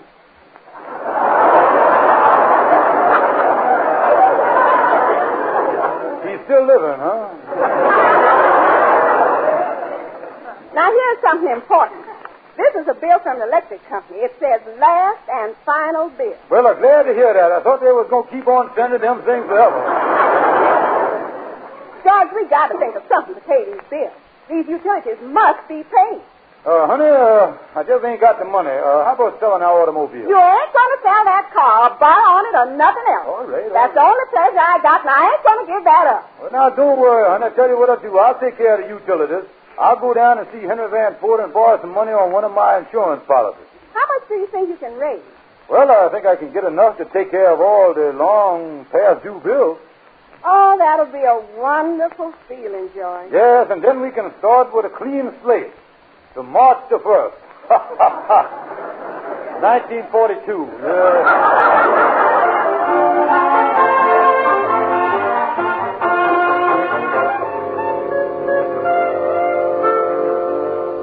Hello, Kingfish. Come in. Well, hello there, Henry. Come down to see you about some business. Business, eh? Well, you'll have to excuse the look to my office, Kingfish. My secretary stepped out for lunch, and she ain't back yet. Yeah, when did she step out? She stepped out, my word, she's been gone a year. Well, now, look, Henry, me and Sapphire is in bad shape on our monthly bills. Our budget done buckled up on us and everything else. And I was here to try to borrow some money on one of my insurance policies. Yes, well, let me get your policies out the file. I look in the D's. Why are you looking in the D's? Delinquent. Oh, yeah. Ah, here we is, right here on top. Listed under the very D's. Oh, yeah, very D's. Say, I'm sorry, old chap, but your policies have been barred up to the hilt. Well, now, wait a minute here. I must have something there. How about my burial policy? No, Kingfish, that burial policy is also lapsed up for non-payment of premium. You don't know it, Kingfish, but the only way that you can get buried is to die in an open grave. Yeah, well, now, about that accident policy I got, I've been paying on that for years, and I ain't had but one accident they ever paid off on. Well, that's just the point. They paid you off on one accident already. And this type of policy, you was allowed only 2 accidents, and the second one must be fatal. Henry, you mean to say that my insurance ain't got no value no more? Well, Kingfish, in common everyday parlance, I'm telling you that you can't get no money on your insurance. That's definitely, huh? Indeed it is. In fact, my friend, if you were to die today, your wife would owe us $46.20. Henry, I just put some money to pay some important bills. The utilities over at my house now cutting wires. They're snipping right and left over there, you know it? Well, why don't you go to work selling insurance, Kingfish? Look here, we got a hospital insurance plan that's very easy to sell. Yeah, I know about that plan. And it's very profitable because we don't have to pay many claims. It's profitable, huh? Yeah. Wait a minute, there's my chance. Why sell this hospital insurance for you? I know what I'm going to do. I'm going to start my own company and keep the money for myself.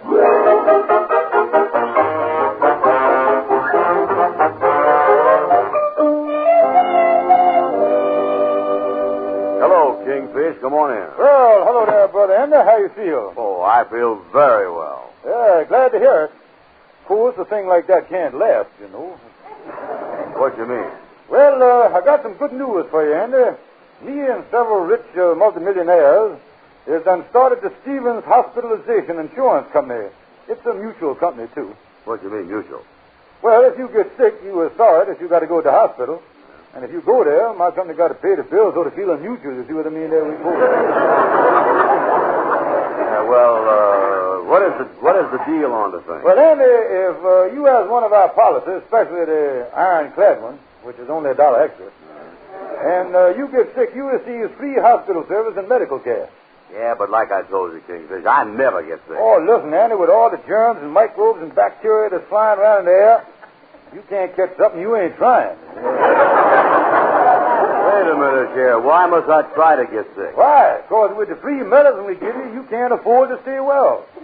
Yeah, and besides that, our policy also includes operations. Oh, sure enough? Oh, yeah. And you know they cost. You know what they cost, don't you? What? Well, a doctor nowadays won't stick a knife in you for less than $50. Just look at what it cost Amos in the hospital when he had that kidney stone operation. Them kidney stones is bad, you know. Yeah, well, I don't like being sick. And don't talk like a fool. In addition to everything else you get in the hospital, they got good food there. Yeah, but if I was in the hospital, I don't know if I'm going to want no food. Oh, listen, Andy, if you want to sleep at supper time, a nurse comes in, don't even wake you up. She feeds you while you're sleeping. Wait a minute. How'd she do that? Why, they got a scientific way of doing it. Yeah, they feed you what they call intravenously. Yeah. They just stick a hypochondriac needle in your arm. Yeah, the needle is full of vitamins, calories, Purex, Pyrex, and all that stuff. Well, that sounds all right, but suppose my girl drops over and I want her to stay for supper. Well, in that case, the nurse brings 2 needles. Oh, they jab everybody over there. Yeah, I see what you mean. Yeah, the whole setup is great, Andy. Oh, I tell you, this hospitalization plan is the greatest thing since Madame Curie discovered the radio, you know? But listen, I don't think I need it, Kingfish. I was feeling good, and I ain't going to have no accidents. Andy, does you realize that the statistics show that in this country, 1 man has an accident every 3 minutes? Well, then sell the thing to that man. He really needs it. Listen, I look better than I ever did. Yeah, you say you look better. That's a fine thing. Say you look better. Certainly you look better on the outside, but on the inside is what counts there. No, Kingfish. I don't want none of your insurance. Okay, Andy.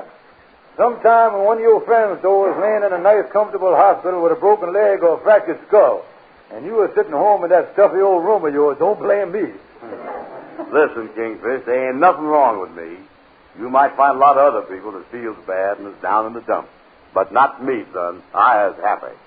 As I look around me, all I see is blue skies smiling at me. Nothing but blue skies do I see. Bluebirds singing a song. Nothing but bluebirds all day long. I never saw the sun shining so bright. Never saw things going so right. Noticing the days hurrying by. When you're in love, my heart replies. Blue days, all of them gone. Nothing but blue skies from now on. Blue skies smiling at me.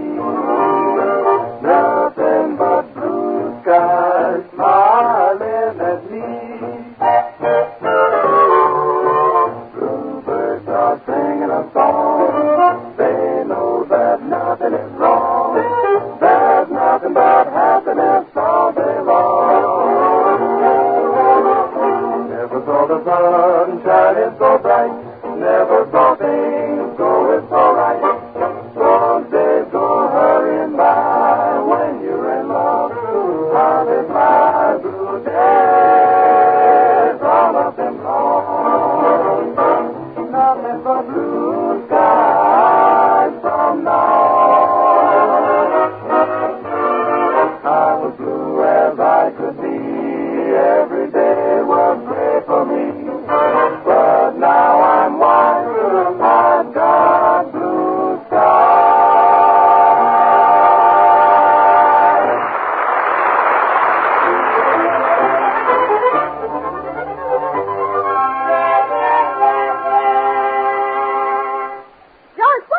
going to do about these bills? They ain't paid yet, huh? Certainly they ain't paid. Look at this desk drawer at these bills. Yeah, must have been there all right. We got to get a new drawer there, ain't we? And what is this thing in this big envelope here? That's one of the members of the lodge is a technician for an X-ray doctor, and while I was over to his office collecting some dues, he just took a sample X-ray of my stomach. Look at that, hold it up to the light. See there, honey? There it is. There's my belt buckle there with my initials on it and everything. What you gonna do with it? Oh, just throw it in the wastebasket. It ain't worth, it ain't. Wait a minute. I got an idea. That shows the inside of it, don't it? Mm-hmm. See you later, honey.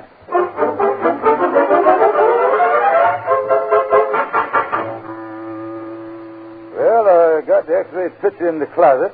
Now, I'll set the camera right about here facing the closet door, and I'll stand Andy up there against the closet door there. Well, hello there, Brother Andy. What you doing over here? You said to drop over. I did, huh? Oh, well, forget about it. Sit down. Yeah. Andy, getting back to this hospitalization plan, you might look all right on the surface, but have you ever seen yourself on the inside? No, my skin has always been in the way. Andy, look, I have got what they call a portable X-ray camera here. How about taking a picture of you internally there? Yeah, all right. And then you'll see that ain't nothing wrong with me. Go ahead, take it. All right, tell you what to do here. You stand up against that closet door, Andy, and first of all, take your coat off. Take that off. Wait a minute. Why you want me to take my coat off? Well, of course, the coat is made out of herringbone cloth, and the bones will show in the X-rays. See what I mean? Better take off your shirt, too, Andy. Yeah, I'll take it off, too. Yeah, ain't you going to take your necktie off first? Well, the necktie comes right off of the shirt. You see there? It's sewed on the collar. Yeah, you really got some holes in that underwear there, ain't you? There's kind of a lacy design, ain't it? You want me to take that off, too? No, you try to fight your way out of that thing. I will. Oh, you never find the right armhole in that thing, I know. Now, I'll tell you what you do. Lift up that lacy shirt there and let me get a clean smack at your stomach there with this X-ray picture. Yeah, okay. But tell me this. I can't understand how you're going to take a picture of me on the inside. It's dark in there. Well, just before I snap it, I want you to open your mouth and let a little light in there. I know what I mean. Yeah, well, go ahead. Shoot it. All right. Lean right against the door there now. All ready? Smile. Okay. There we is. That was perfect. Now, Brother Andy, you get dressed while I open the closet door here and goes in the X-ray room and develops the film. Well, that was all right. Well, the X-ray turned out beautiful. Yeah, it turned out fine. Here it is. Already? Yeah, when a stomach's in bad shape, they come out pretty fast, all right. How do it look? Well, now, let me hold it up to the light here. Let me see here. Yeah, let me look at it, too. Wait a minute. Yeah. Hey, what is this long thing there running straight up and down right in the middle of the back? Let me see there. You been eating any bananas lately? You look like a banana stalk in there to me. Bananas? Oh, wait a minute. Oh, I know what that is. That's your spinal column. Oh, well, it looks like it's broken. Look at the cracks in it there. Yeah, that's a bad spinal column, all right. I advise you to see a columnist right away about it. Yeah, what else you see in the picture? Well, as I hold it up here, I notice you've got a floating kidney here. I is, huh? Yeah, there it goes swaying again. Look at that, moving around.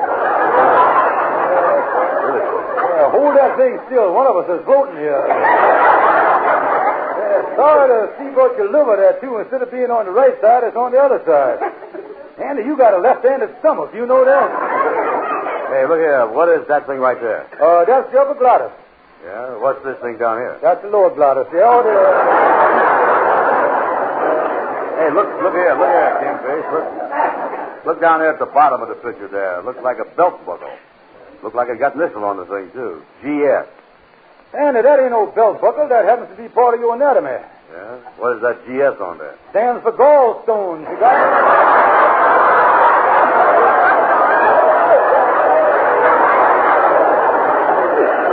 Listen, I didn't know I had gallstones. Yeah, well, it says so right on the belt buckle there.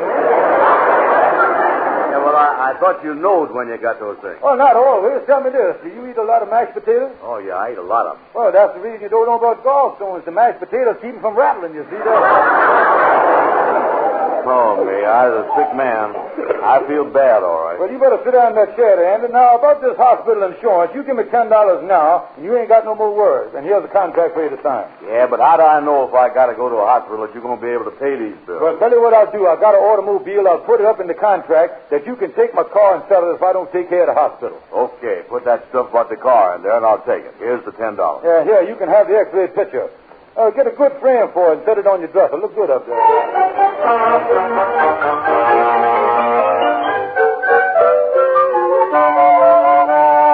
Well, Andy, old pal, how you feel today? Oh, Amos, you was looking at a man that's on his last leg. Yeah, what's the matter? You look all right to me. Yeah, on the outside, but you ought to see me on the inside. Yeah, well, there's something the matter with you on the inside. I don't know. Oh, yeah. For one thing, I got a floating banana stalk inside of me. What is he talking about, Andy? Oh, my spinal column is out of shape. I got to see Walter Winchell or some of them columnists. Oh, everything is wrong. How about your liver? I got that, too, with mashed potatoes. Andy, I don't think there's anything the matter with you. You ain't sick. Well, if you don't believe me, I'll take you home and show you the X-ray picture that Kingfish took of my stomach. I got it framed on my dresser. Yeah, well, I wouldn't believe anything the Kingfish tells you, though, Andy. Listen, if you think you were sick, why don't you get yourself checked up by a regular doctor? Amos, you was as right as two rabbits. That's just what I'm going to do. I'm going to make an appointment with a doctor right now.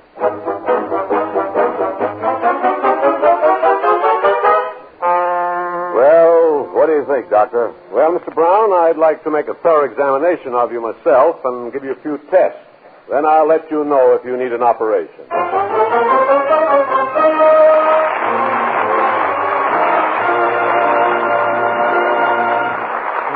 Talk it over. Let's talk it over before you tell me you're through. Why can't we sit together and figure whether this is the right thing to do? I hate the thought of spending nights all alone, missing the thrill of nights that we've known. Can't we talk it over before it's over? Before you whisper goodbye forever, let's talk it over, dear.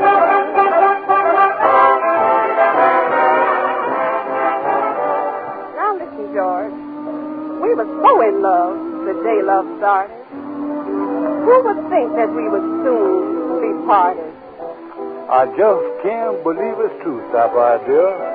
I make this appeal to you. Can't we talk it over? Let's talk it over before you tell me you're through. Can't we sit together and figure out whether this is the right thing to do? I hate the thought of spending nights all alone, missing the thrill of nights that we've known. Can't we talk it over, baby, before it's over? Before you whisper goodbye forever, let's talk it over,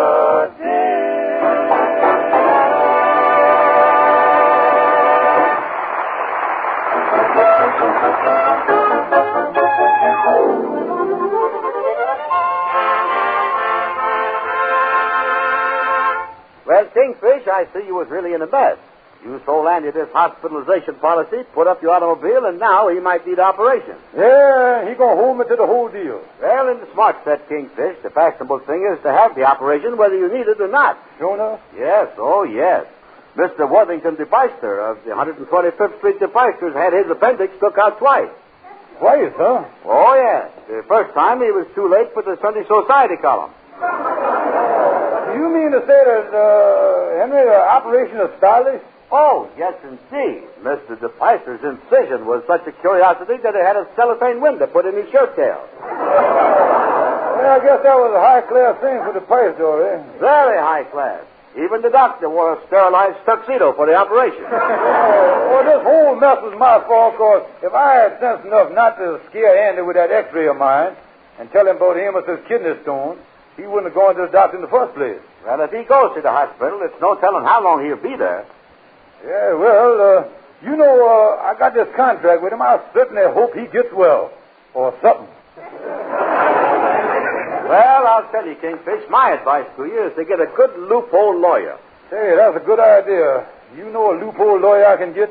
Gabby Gibson has gone out of town. Well, why not go to see LaGuardia Stonewall? He's known as the eel of the legal profession. I'll get him,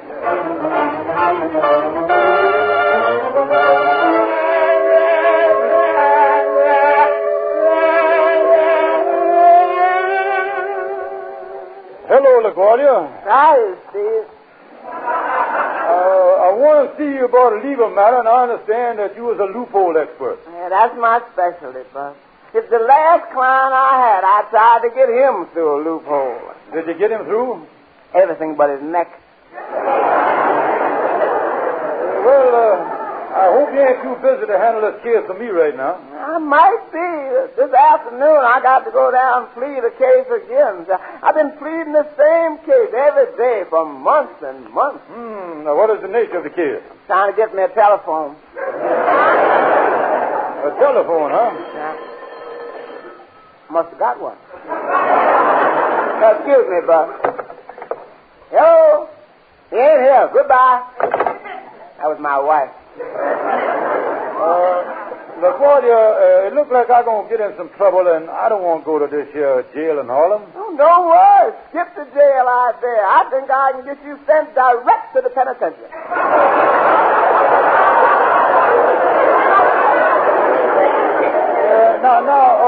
Look, serious, Miss LaGuardia. Here is a contract that I made with a friend for this hospitalization plan. Now, look at it and see if you can find any loopholes. Okay. Well, let me see. A contract between Brown and Stevens.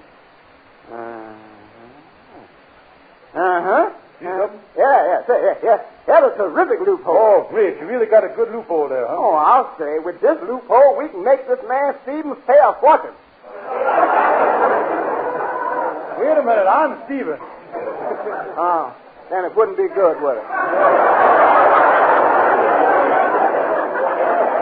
Look here, LaGuardia. Can't you come to no opinion on the thing? Y'all got an opinion? What's that? Well, send this man Brown over. I'd rather handle his side of the case. Yeah, but you was handling my side of the case. Wait a minute, Bob. I got an idea. Did you have a license to sell insurance? A license? No. Well, the policy you sold wasn't legal. It won't stand up. You was in trouble for violating the law. No license. I was in trouble. Say, wait a minute. That give me an idea. I think I can handle it from here on. You see, Bud? Just a little thought like that sometimes does the trick. It happened with me just last summer, the same thing. What do you mean? I had a client that wanted to get his trial over and get out of town. How'd he come out? I'm happy to say that after I gave him the one thought, the trial was over, and my client went down and caught the night boat for Albany. Albany, huh? Yeah, but he had to get off at Sing Sing.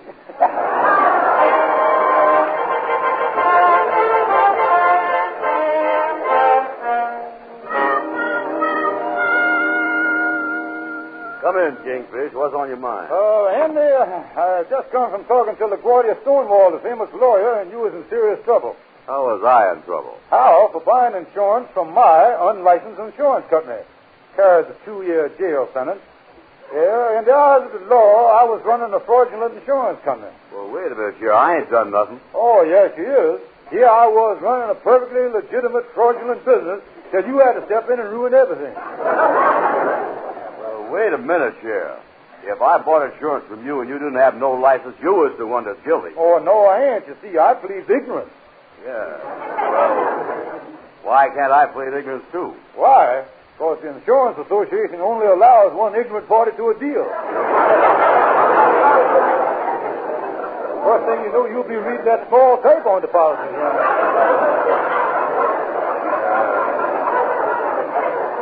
I I sure is getting myself in a spot here, ain't I? Yeah. You get one good break, though, Andy. Here, take this. I was giving you back this $10 you paid me for the premium. Do the law make you do that? No, my conscience is making me do it. You see, by giving you back the $10, it denullifies and avoids the policy, which automatically knocks another 6 months off your jail sentence. Well, I'll tell you something. I certainly appreciate what you was doing for me, Kingfish. Oh, don't mention it, Andy. I just wish that I had a good friend like me. Well, shake hands, Andy. We're all in the clear of each other now. Yeah, we're all in the clear, except I got to go to that doctor and find out about those tests and see if I need an operation. Yeah, well, I hope you don't, because it's going to be very expensive for you, you know. Hey, tell you what I'll do. I'll walk over there with you. Okay.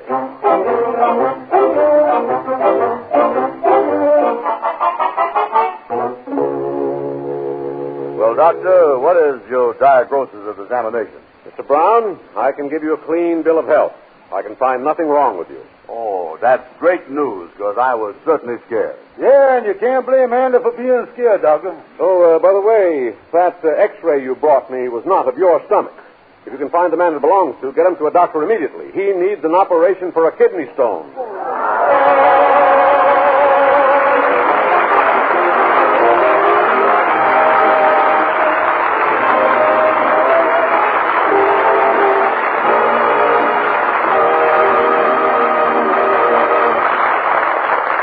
It's a good day for singing a song, and it's a good day for moving along. It's a good day.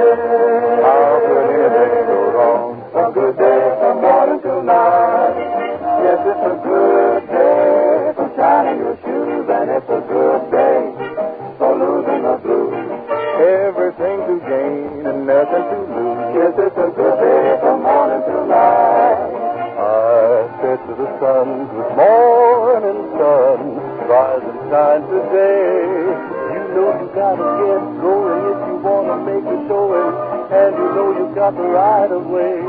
'Cause it's a good day for paying your bills, and it's a good day for curing your ills. So take a deep breath and throw away your pills. 'Cause it's a good day from morning till night. There's a good day in my way. I'm shouting hooray. It's a great day, I do say. Hallelujah. Yes, it's a good hallelujah, good day. Hallelujah, good day. Everything to gain and nothing to lose. 'Cause it's a good day from morning till night. I said to the sun, good morning, sun. Rise and shine today. You know you gotta get going if you're gonna make a show. You got the right of way. Yes, it's a good day for paying your bills, and it's a good day for curing your ills. So take a deep breath, throw away your bills. Good day from morning till night. Good day from morning till night. I'm telling you, Jim, from AM to PM, it's a good day.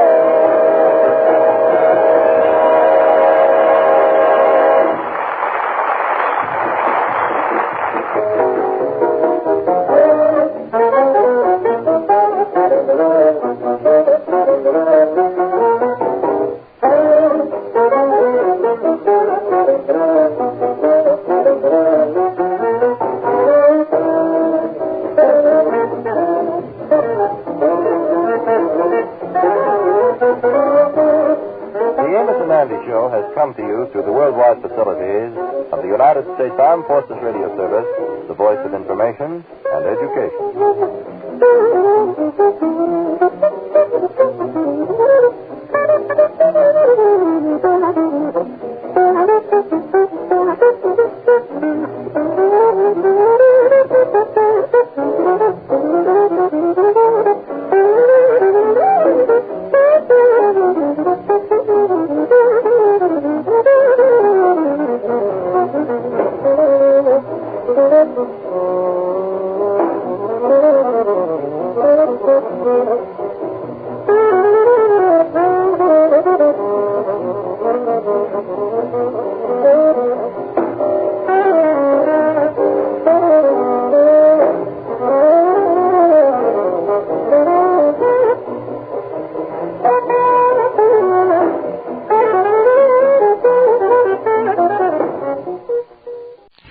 here is Our Miss Brooks, starring Eve Arden.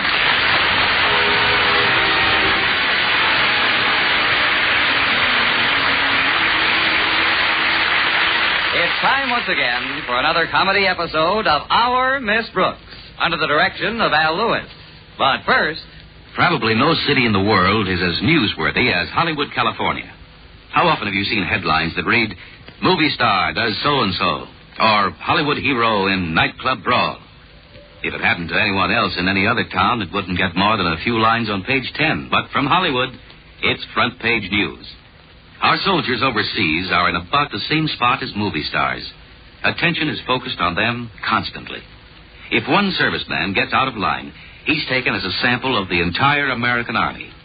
But we're grateful that the percentage is small. Most of our fellows know that a big part of their job is to build up goodwill between ourselves and other people. But the few who do get into serious trouble make it a lot tougher for the majority who are trying to do a good job. Our servicemen are doing a lot to correct false ideas about America, and they're on the spot. Just like a Hollywood star. The Klieg lights are burning, the cameras are rolling, and the whole world is watching to see how they act. Remember, a country is known by its people. What people think of your country depends on you.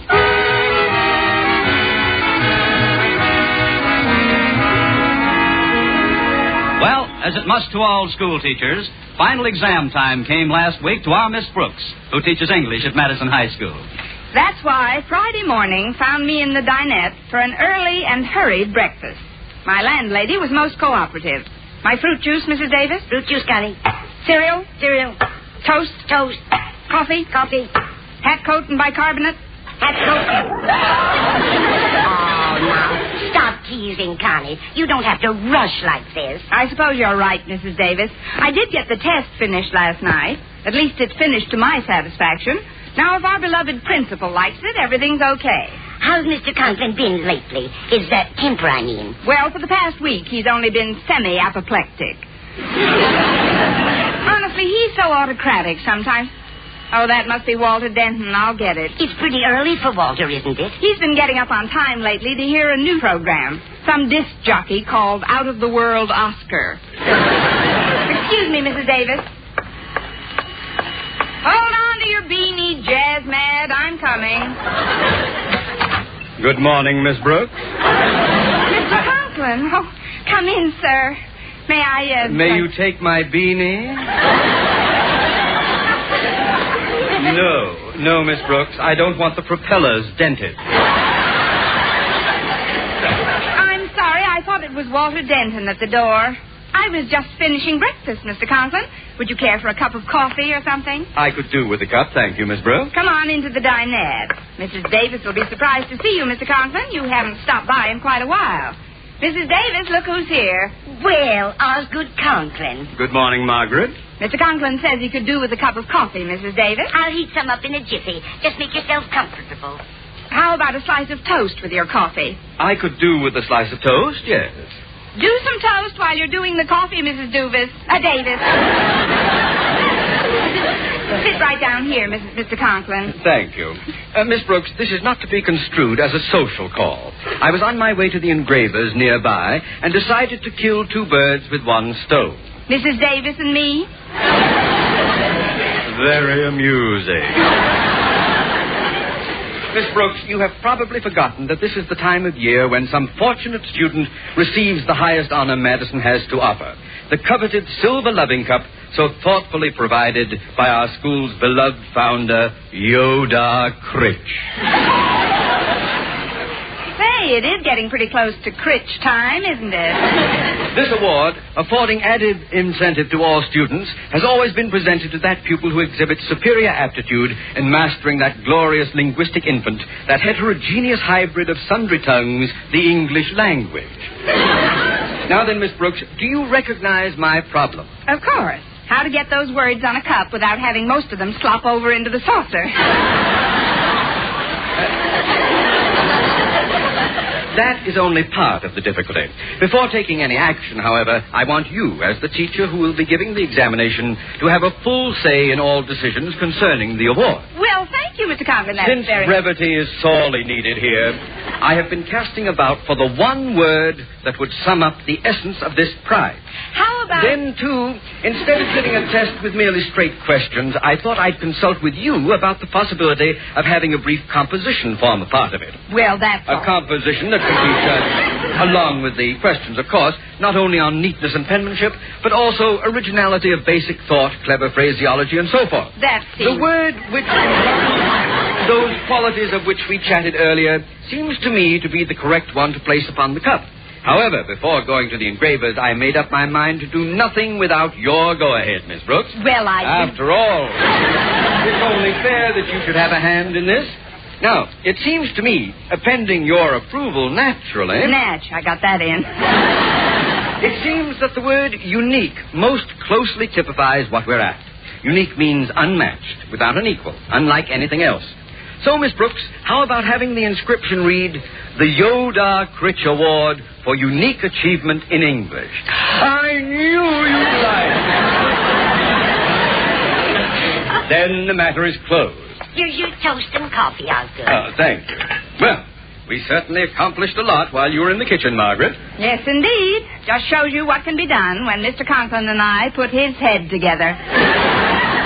It's teamwork that counts, a spirit of cooperation. Oh, that must be Walter now. Excuse me. Greetings, oh, fairest of all possible English teachers. Well, good morning, most observant of all possible pupils. Come on in, Walter. You see before you a bearer of cheerful tidings. You are hereby invited to a party tonight. Oh, thanks, Walter. I have some tidings for you, too. Come on into the dinette. Okay, Miss Brooks. I just called Harriet Conklin to invite her to the party, and she told me her father was really on the warpath this morning. He couldn't find one of his socks or something. And not now, Walter.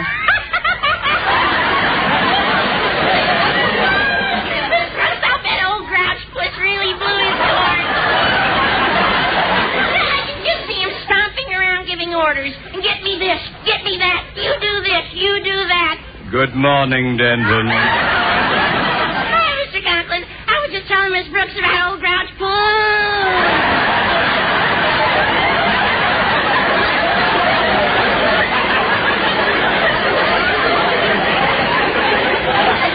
Stop trying to crawl into my coffee cup, Walter. You're making waves. Can I get you something, Walter? Cup of coffee, glass of milk, shot of arsenic? I'll be running along now. But what about your toast, Osgood? Aren't you going to eat it? I seem to have lost my appetite. I'll see you to the door, Mr. Conklin. Don't bother. I'll let myself out, Miss Brooks. Goodbye, Osgood. Goodbye, Margaret. Goodbye, Mr. Conklin, sir.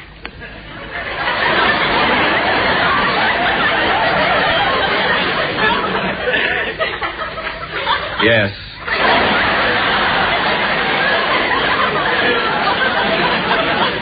And to think I wanted a boy.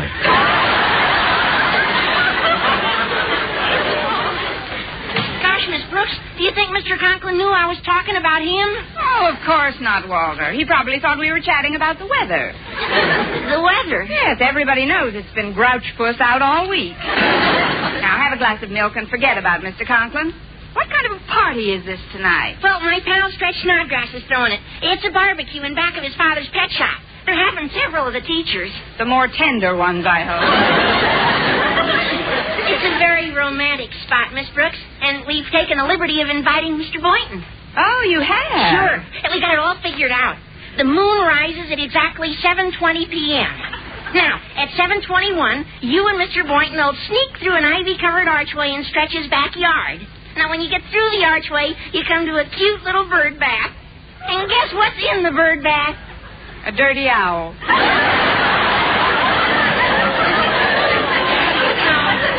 No, Miss Brooks, it's a pair of Mr. Snodgrass's prize lovebirds.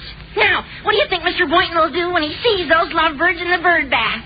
Well, if I know Mr. Boynton, he'll close his eyes and hand them a towel.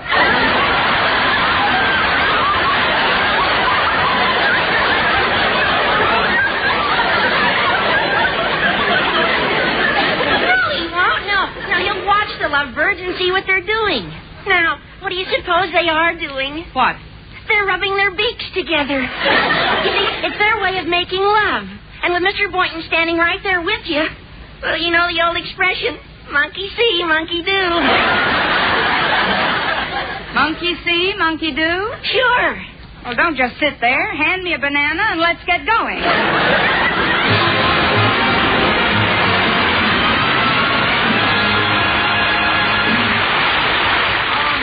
Starring Eve Arden will continue in just a moment. But first, on the back lots of the motion picture studios in Hollywood, they have what are known as permanent sets.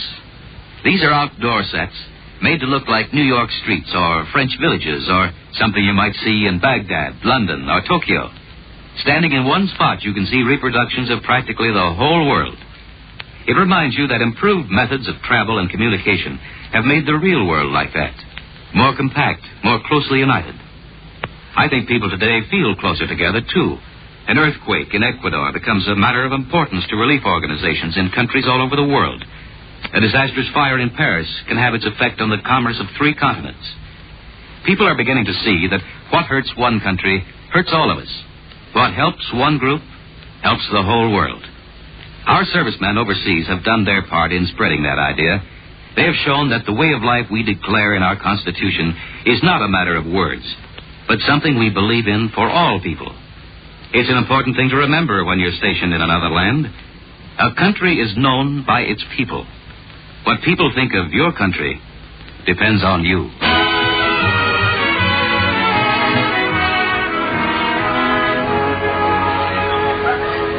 Well, I arrived at school a few minutes before it was time for my first class. So I decided to give Mr. Boynton an opportunity to invite me personally to stretch his barbecue. As I entered the biology laboratory, Mr. Boynton rose from his desk. Oh, hello, Miss Brooks. We don't have too much time to chat, Mr. Boynton, so I'd better get right down to beating around the bush. Have you made any plans for after school? Oh, yes, Miss Brooks, I have. This afternoon, I've got a heavy date. Oh? It's with my little nephew. He's just 4 years old, and I'm taking him to his first movie. Oh, sounds like fun. What about the evening, Mr. Boynton? Well, I've been invited to a party, Miss Brooks. A barbecue? That's right. It's Stretch Snodgrass's place. I've been invited to that party, too, Mr. Boynton. Oh, really? Good. Yes.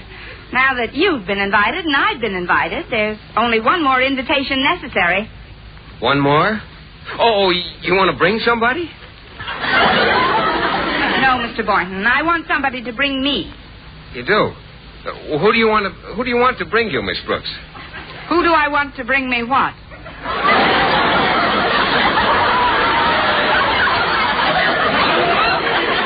What? Oh, skip it.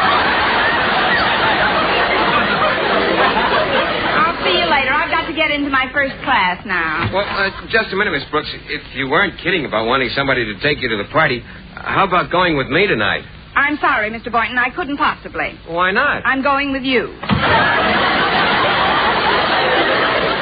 That ought to confuse him nicely. Some enchanted evening, I will... Excuse me, Miss Brooks. I didn't notice that you weren't looking where you were going. Oh, that's all right, Stretch. I have a very forgiving nature. How's Madison's star athlete feeling this lovely, sunny, pre-barbecue day?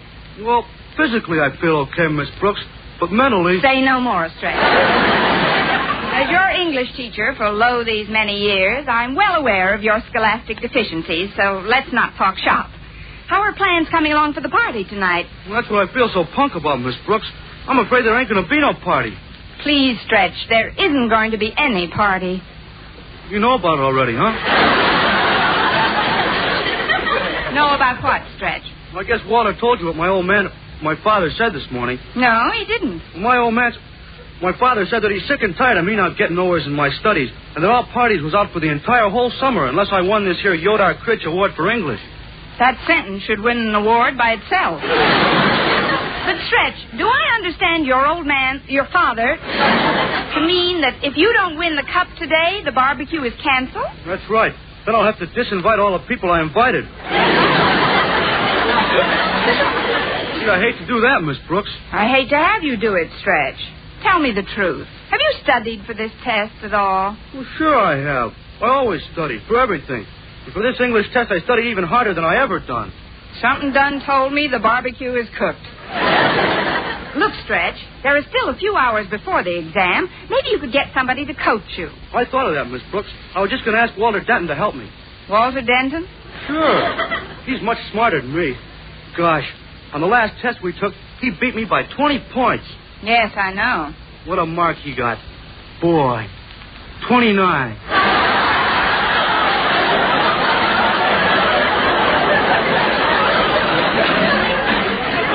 Shows you what some last-minute cramming can do. But I don't think Walter's the ideal tutor for your Stretch. Now, if Harriet Conklin would give you some pointers, you'd be... Wait a minute. Isn't that the happy couple going into my class? Sure, those are them. Hey, Walter, wait up. Hi, Stretch. Hello, Miss Brooks. Stretch. Hi, how are yous two? Stretch. How are yous two? Well, okay, thanks. Miss Brooks was just saying that if somebody coaches me a while, maybe I got a chance to get the cup after all. I didn't put it quite that way, but... Gee, it's certainly worth a try. I'd be willing to do whatever I could to help Stretch out. Oh, say, that reminds me, Miss Brooks. Daddy wants you to pick up the cup and display it in your classroom this morning. It's in the custodian's office right now. Mr. Jensen's? All right, Harriet, I'll get it. Meanwhile, you tell my class to take a study period. Then you kids can take Stretch into one of these empty rooms and drill whatever you can into him. Okay, Miss Brooks. And who knows, as the moon rises over Stretch's barbecue pit tonight, you and Mr. Boynton may yet be plaiting your troughs beneath the bird bath. Well, I hope so, Walter. I'd hate to think I honed my beak for nothing.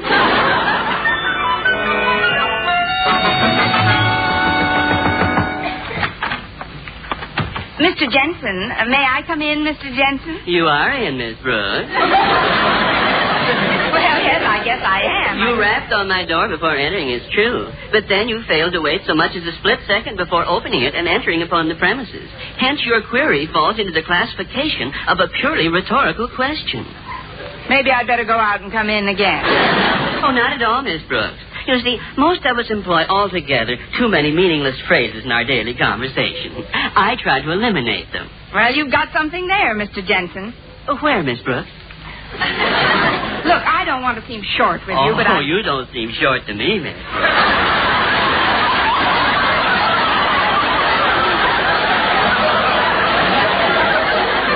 In fact, you're a nice-sized woman. Thank you. And a pretty one, too, if I may say so. Who's stopping you? That is, I'd like to tell you what brought me Oh, here. I know the answer to that one. The stork. That's a sort of small joke, isn't it? It is sort of small, yes. The stork paid Mrs. Jensen a visit just 8 weeks ago. Yes, I know. How is the little dear? We didn't have a deer. We had a boy.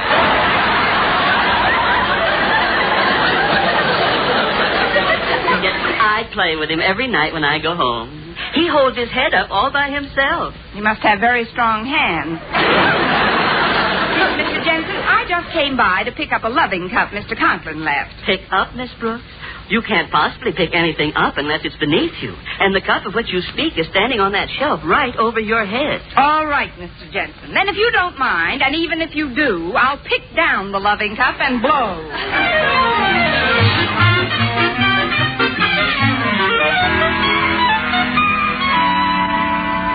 Gee, Walter, I'm all muddled up.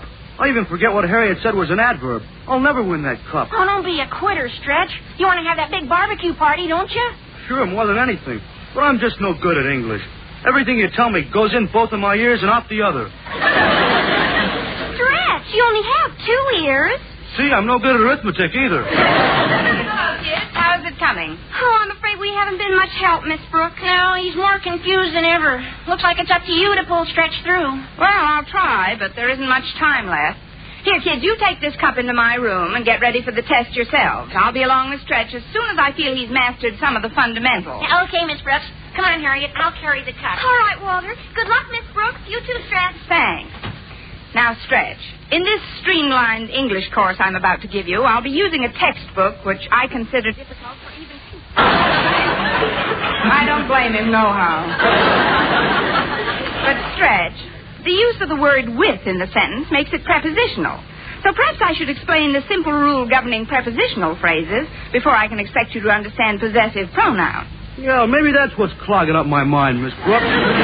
Maybe if you read me about them prepositional things, I might see the whole thing clear. Well, here is the rule, Stretch. A prepositional phrase, a subordinate clause, or a participial phrase may take the place of a noun in almost any of its relations. Thus, the sentence, "For him to use the society's money was dishonest," affords us a case in which an infinitive, to use, serving as a noun, the object of the preposition for, as a verb takes a subject in him and an object in money, and the whole unites to form the subject of the verb was and is qualified by the adjective dishonest. Is that clear? Well, Stretch? My pop won't even let me dance with my mother.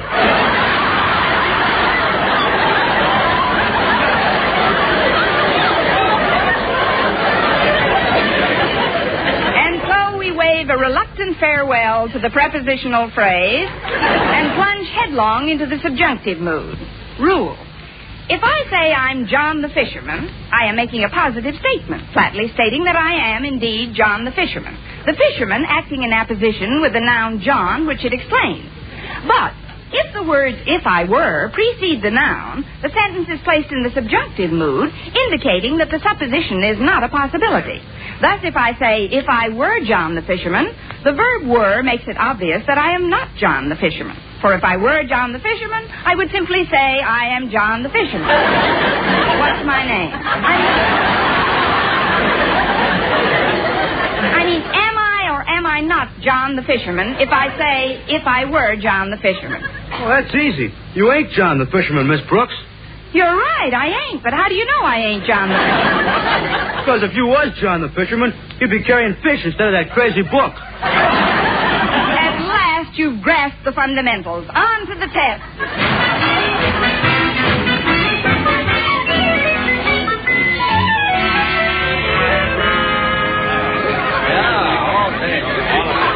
Quiet, please. Come to order, class.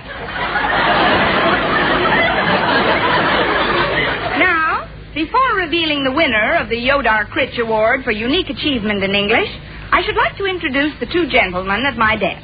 On my right, Madison's popular biology teacher who assisted me in marking the test papers, Mr. Philip Boynton. Thank you, students. And on my left, Madison High's beloved principal, Mr. Conklin. Thank you, Harriet. Students, I am as eager as any of you to learn the identity of the lucky pupil who has won this coveted cup. Miss Brooks, would you kindly make the announcement? Yes, sir. The winner is Stretch Snodgrass. Huh? Huh? Huh? Miss Brooks, is this some kind of a joke? No, sir.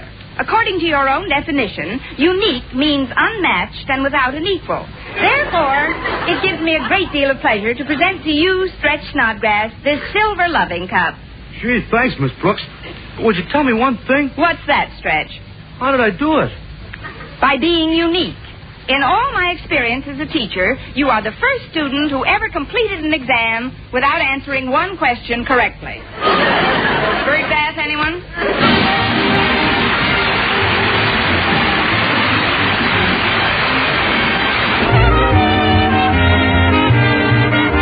Our Miss Brooks, starring Eve Arden, was produced and directed by Larry Burns, written by Arthur Alsberg and Al Lewis, with the music of Lud Bluskin. Mr. Conklin was played by Gail Gordon. This program came to you from the Frankfurt studios of the American Forces Network Europe and was prepared for rebroadcast over this network by specialist Ed Barron.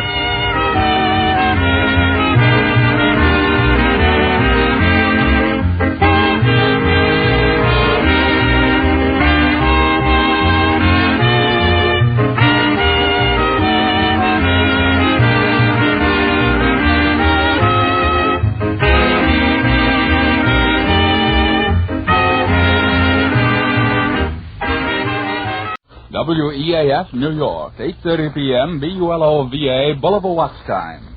See the 21-jewel president.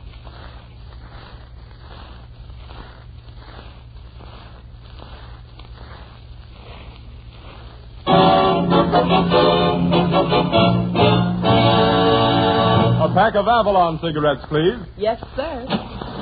Just a moment, sir. Don't forget your change. You'd never guess, but Avalon's cost you less. So why not always travel on with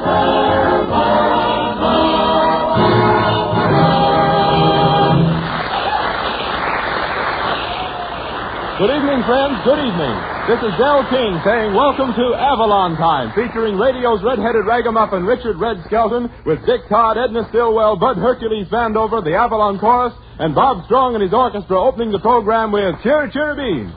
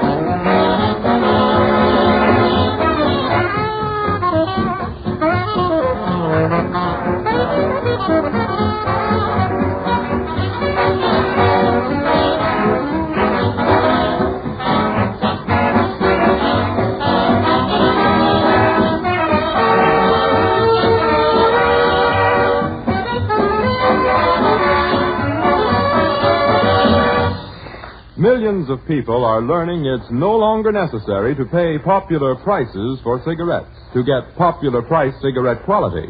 Avalons are as fine a cigarette as money can buy. In fact, you couldn't get finer quality tobaccos in any other cigarette, regardless of price, regardless of brand.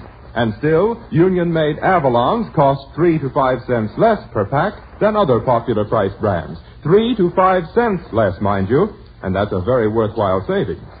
Friends, it's needless to pay more for your cigarettes. Switch to Avalons and save the difference. And now, ladies and gentlemen, with only 12 days till Christmas, I give you a man who would rather give than receive, a man who always gives everyone a present, Red Skelton.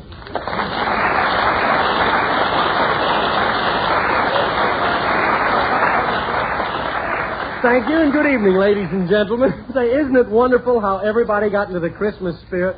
You know, I'll never forget last Christmas Eve. I went out for a walk in the snow, and all of a sudden I was hit by an automobile. On Christmas Eve? No, in the safety zone. But the girl it was a lady driver, but she had plenty of Christmas spirit. She jumped out of the car and she says, "Gee, you're the first man I ever ran over. May I have your autograph?" Well, that's what I call Christmas spirit. Oh, that ain't nothing. You should have seen the ambulance that pulled up. It was drawn by 6 reindeer. And the doctor hopped out, and he was all dressed up like Santa Claus with a long white beard and a hypodermic in each hand. He took one look at me, and he says, "Well, little man, what will you have for Christmas, a broken arm or a fractured skull?" I says, 2 new riders. Then he crammed me down in the bag, and he rushed me off to the hospital, and he dropped me down in the chimney, see? And that hospital, what a jolly place that was. The Merry Christmas, Dead by New Year's hospital. Weren't you frightened, Red? No, everybody was in the holiday mood. One of the nurses fixed me a very lovely drink, a surgical cocktail. It was a can of ether with a cherry in it. And was it strong? I looked in, and the cherry was holding its nose. While I was waiting, I told a few jokes, and after the second one, they started preparing chloroform. How'd that get in there? And the doctor, oh, what a guy he was. He was a jitterbug. While I was on the table, he kept singing, "Shoot the tonsils to me, John." I said, "Now, wait a minute, Doc. Why don't you fix my arm? My arm's what's broke." He says, "I'm sorry, but we're pushing appendicitis this week." I said, "All right, then take out my appendix. It's killing me." He says, "You'll have to wait until midnight. We can't open anything till Christmas."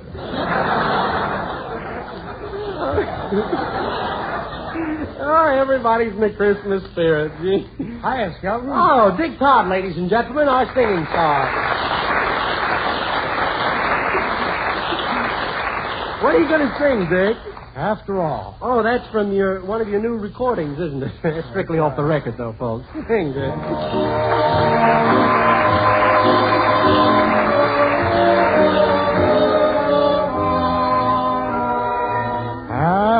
After all, did we really have to part? After all, love had such a lovely start. We built all our hopes and dreams to the sky, and never thought that they could all be lost in one goodbye. After all, does it matter who's to blame? Memories call, but they only fan the flame. Can we find our heaven where we let it fall and be sweethearts after all?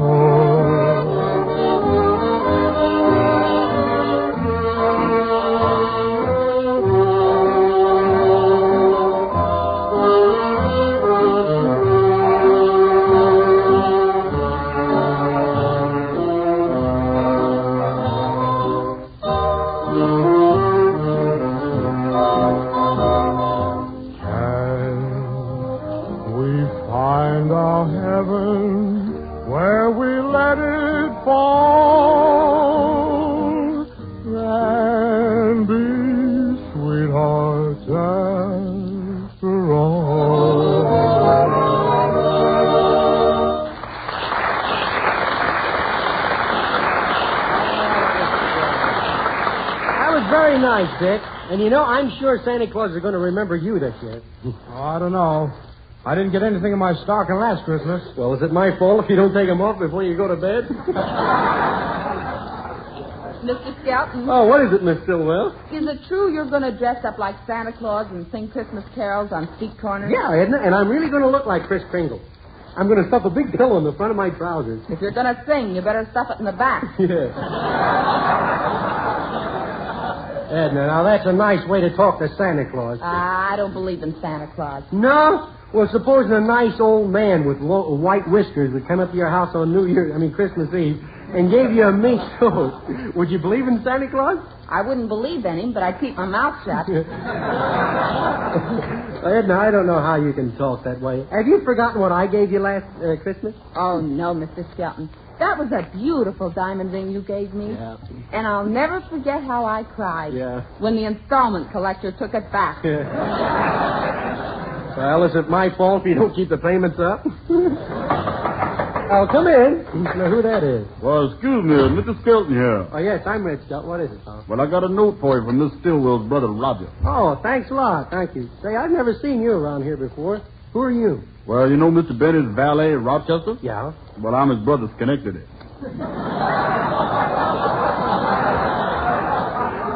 Oh, really? I didn't know Rochester had a brother. One? Ooh. We got lots of them. Yeah? Yeah, there's Buffalo, Syracuse, Albuquerque, Cicero, all Points East. Well, say, how come you've never been on the radio? Well, Mr. Skelton, there's so many good people on the air. What chance have you and I got?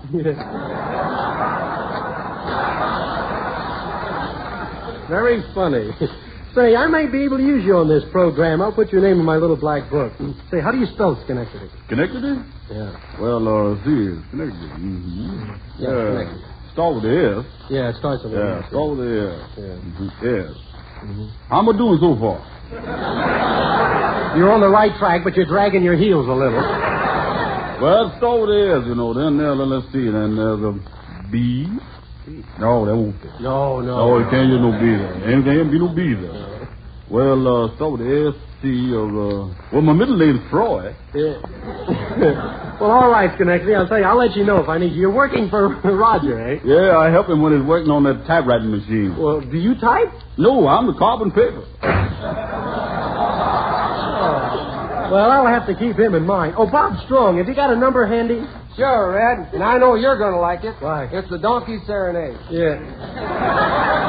Okay, Bob Strong and his orchestra playing the Donkey Serenade, and any similarity between the title and people on this program is purely coincidental. Play, Bob.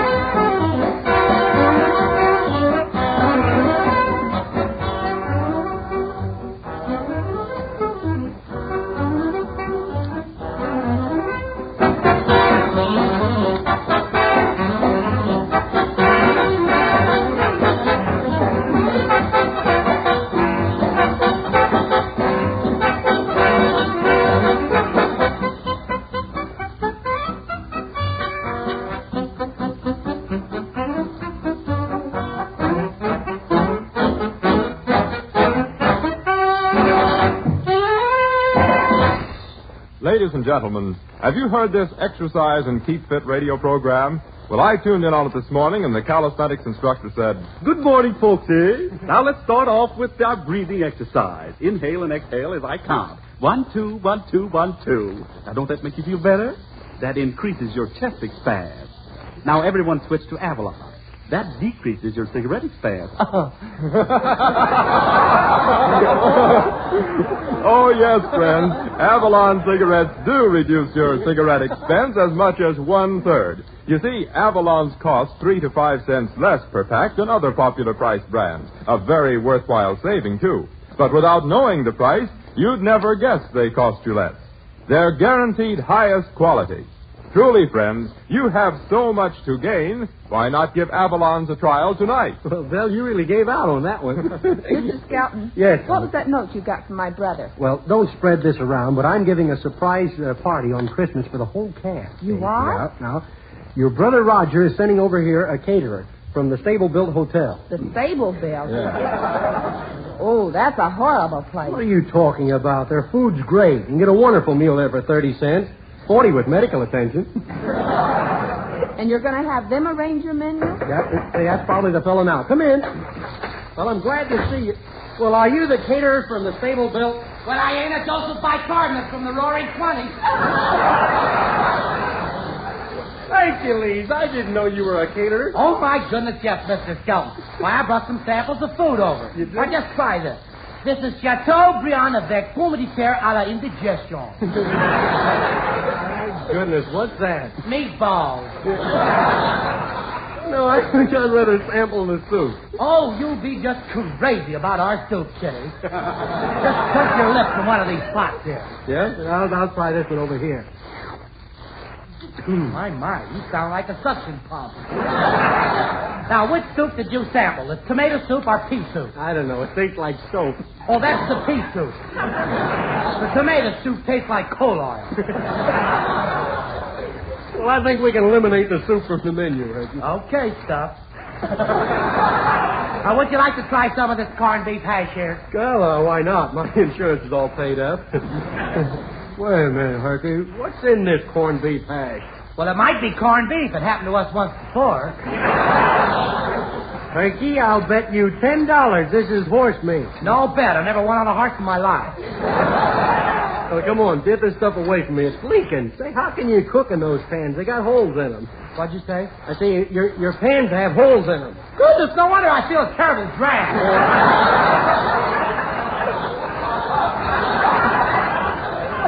Now, how about topping off this wonderful meal with our special tea? Yeah? It's imported from the wilds of Cicero. Is it good? Oh, it's a good way. It's mellow gate. Just try some. All right, you little old jitterbug, I'll try some. Herky. Yes? I'm an expert on tea, and I can tell you just where this stuff came from. Well, where, Smarty? It's dishwater right out of somebody's sink. Yeah, but who? Well, don't worry, Mr. Skelton. I'll have a nice menu for you. Yeah? Well, I gotta go now. I'm arranging a dinner tonight for the Chicago University football team. Yeah, what are you going to serve, Herky? Oh, the same diet they've had all season. Goose eggs. So long, Reggie.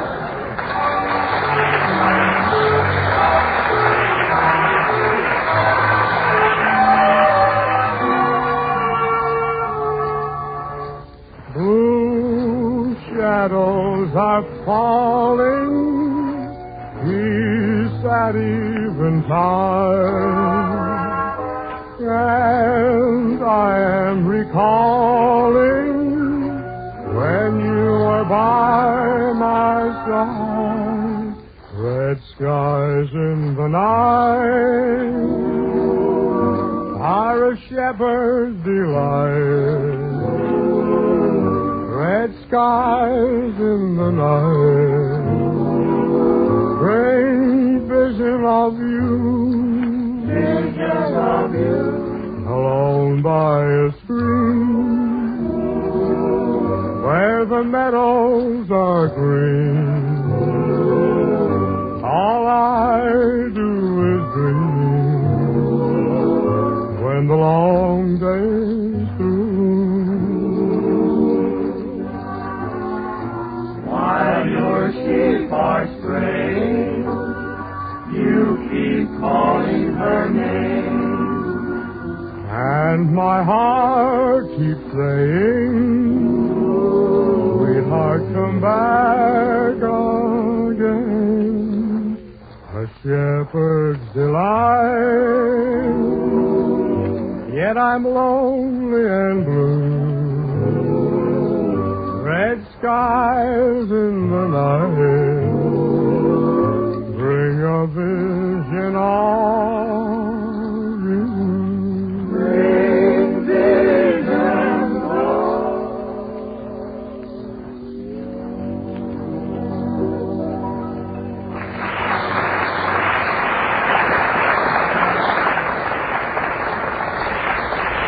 That was Dick Todd and the Avalon Chorus singing Red Skies in the Night. Ah, I love those songs about the great outdoors. Ah, there's something about the woods that gets under your skin. Yeah, mosquito bites. But Dick, there's something about the woods that makes you forget about mosquito bites. Yeah, snake bites. Yeah, but there's something about snake bites that gets under your woods. Now work your way out of that one, wise guy.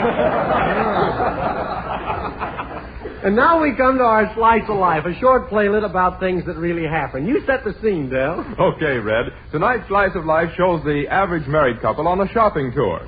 The wife, played by Edna Stillwell, is going to buy her husband a whole new outfit. The husband is played by Red Skelton, radio's fashion plate, slightly cracked. Come along, darling. Yeah. This is your day, and I'm going to buy you a whole new outfit for Christmas. Gee. And you don't have to worry about a thing. No? This is on me. Oh. Give me your pay envelope. Yeah. Why, darling, you took it out of my wallet last night. Don't you remember when you got your fingers caught in the mouse trap?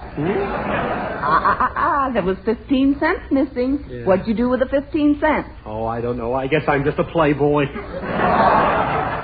Well, never mind. This is your day, and I'm going to buy you a whole new outfit. Gee, Here, let's go into Mangles. Mangles? That's a ladies' store, isn't it?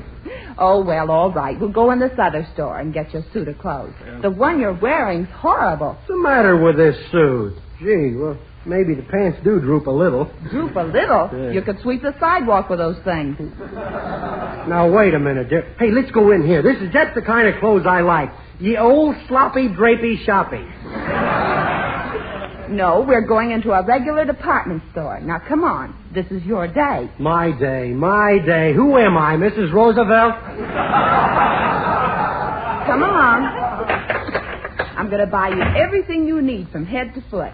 Information? Yes, madam. Where are the ladies' dresses? Look, darling, I'm not wearing ladies' dresses this season. They make me look too matronly. Say, don't you think I ought to get a hat first? Why, of course. Right at this counter, honey. Yeah. Clerk, we want to look at a nice hat. Yes, madam. For your husband or something a little better? Oh, something. Oh, darling. Look at those lovely lipsticks over there. My day. What shades do you carry in this lipstick, clerk? We have 3 shades, madam. Blushing Bride, Cherry Red, and Spank Baby. Spank Baby lipstick? Now, that's going to the extreme. May I see this Spank Baby? Certainly. Miss Brown, would you bring over the Spank Baby? Yes, sir. Here it is.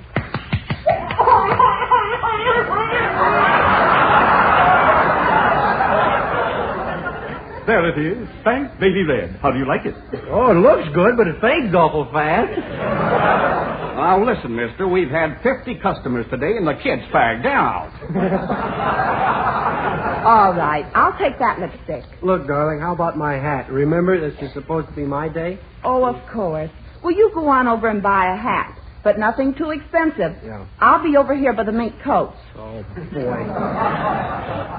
I'm alone at last. Let's see how I'm going to get a hat. Oh, clerk, let me look at a nice hat, will you? Yes, sir. We have a bargain in grand pianos today. No, I just want a hat. How about a nice shotgun? We have a special on them. With every shotgun, we give away a trousseau.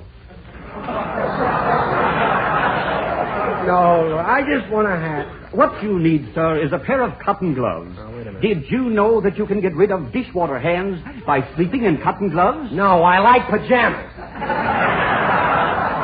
Yes, sir. What color? Brown. No, I want a hat. How about a nice pair of slacks? Latest thing from Miami. You don't need suspenders with these slacks. They fit right over your shoulders. Look, I had a pair of those last season, and I didn't like them. They're too dangerous. Dangerous? Yeah, I nearly got my nose caught in the zipper. Now, let's see. All I want to do is to get a hat. And then to get one, what have I got to do? Write the president of the store? That's an idea. Where's the stationery department? Hey, you by the door. You keep stationery here? No, I'm on the go all the time.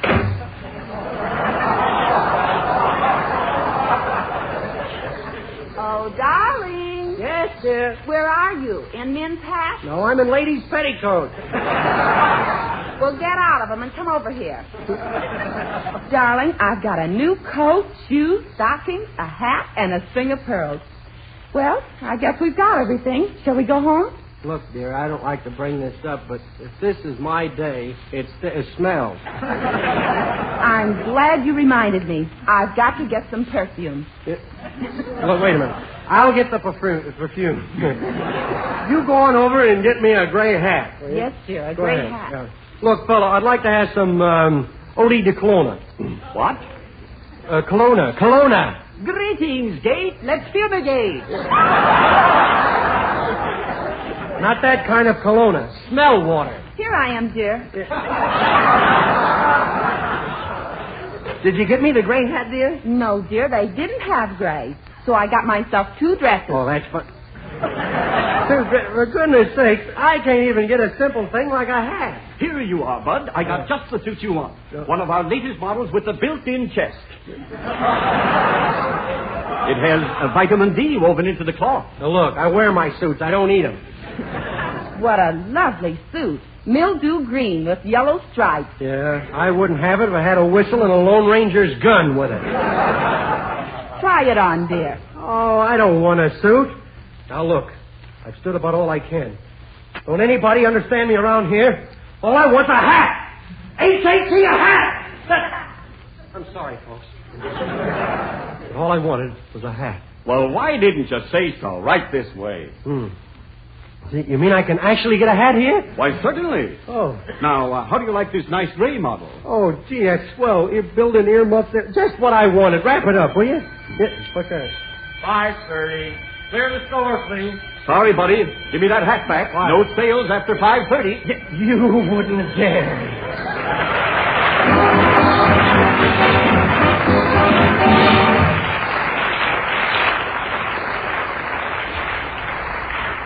Friends, if you live in a city or state which has recently imposed additional cigarette taxes, don't just grumble about your increased cigarette costs. Do something about it. Switch to Avalon cigarettes and save yourself that tax money. You see, Avalon's cost 3 to 5 cents less per pack than other popular price brands. That brings your cigarette cost down to pre-tax prices. Friends, it pays you to switch to Avalon cigarettes no matter where you live, because they give you unsurpassed quality plus real money-saving economy. Why not give them a trial tonight?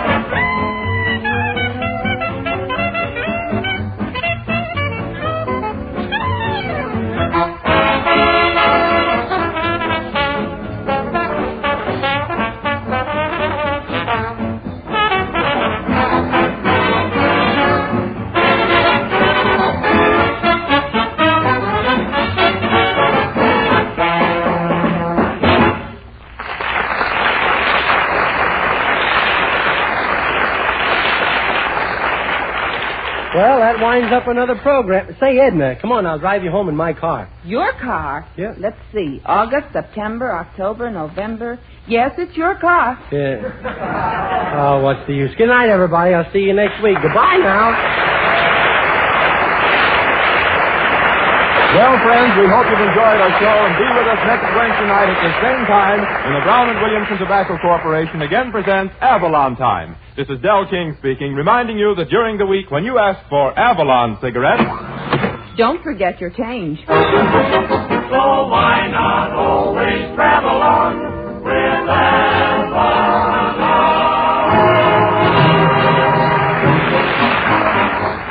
Yes, you'd never guess, but Avalon's cost only 10 cents, plus city or state tax.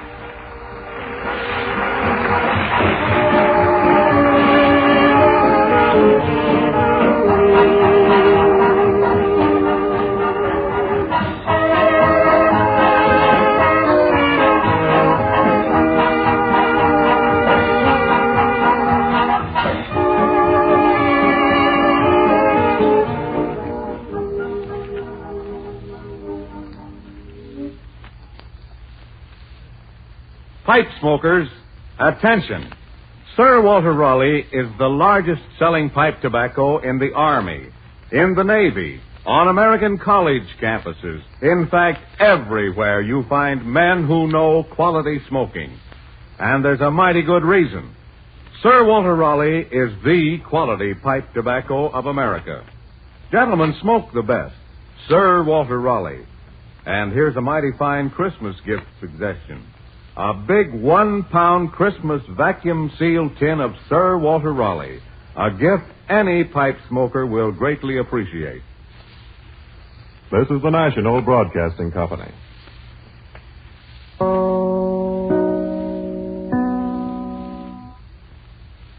WEAF, New York.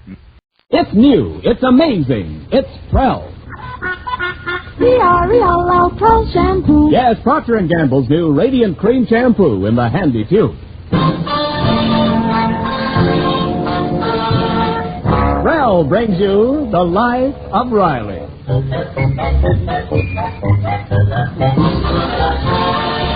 Prell, the shampoo that removes unsightly dandruff in as little as 3 minutes, leaves hair more radiantly clean, radiantly lovely, presents The Life of Riley with William Bendix as Riley.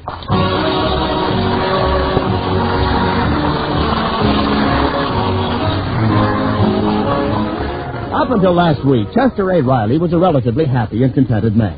All he had to worry about was his wife, Peg, his daughter, Babs, and her boyfriends, his son, Junior, and his girlfriend, the high cost of living, his job, and last month's rent.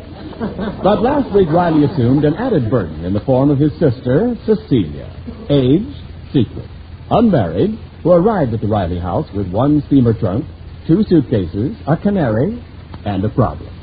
The problem is now being discussed in the Riley kitchen. Well, I know it's terrible, Riley, but after I all... tell you, Peg, when I think of it, it makes my blood curl. But there's nothing you can do about it now. I can't help it. When I think of that no-good skunk, engaged for 12 years, and the day before the wedding, he jilts her, deserts her, didn't have the decency to wait till after the wedding. Jeepers, I didn't know Aunt Sissy was jilted. Now, Babsy, dear, I really don't think this is any of your affair. Haven't you got some studying to do? No, let her hear. She can learn a lesson from this that might help her when she gets jilted someday. You see, Babs, after going with Aunt Sissy steady for 12 years, this guy Lionel that she's engaged to runs away and joins the Navy. That coward. Boy, if I had him here, Well, he's not here, Riley. He's 2,000 miles away in Pearl Harbor, so forget it. I can't forget it. Here's my little kid sister. Her poor heart's breaking, and he's in Pearl Harbor. I take an oath, Peg, I'll always remember Pearl Harbor. Riley, these things happen. Yeah, well, if I'd have been there, it wouldn't have happened. What could you have done, Daddy? After all, a man has a right to change his mind. Not unless he's a woman. I'd have done plenty. I'm the kind of a brother who looks after his kid sister. And if I'd have been there, today she'd be happily married to that no-good sneaker. But if a fellow doesn't want to marry a girl, you can't force him. Are you sticking up for this guy? You think it's okay to jilt a girl? If I'd have jilted your mother, where would you be? I did the decent thing. I didn't run off and join the Navy like that Lionel. Oh, he'll be sorry. He'll have to scrub floors, mend his own clothes, wash dishes, and peel potatoes. What a dope. If he'd have got married, he could have had a woman doing all that for him. Really? I suspected that Aunt Sissy was suffering secretly, but I didn't realize what a tragic case she really was. Oh, is she in her room now? Oh, she's been in there all day. She hasn't eaten a thing. She's been acting like that all week. Yeah, well, I think I'll go in and cheer her up. Now, wait, Riley. You'll only upset her. You know how she cries on the least provocation. Don't worry, I'll be very tactful. I won't say anything that'll remind her of the troubles. Sissy! Oh, hi, Sissy. Did you want something, Chester? No. I just thought I'd drop in and talk a while. Well, there's nothing like a good heart-to-heart talk.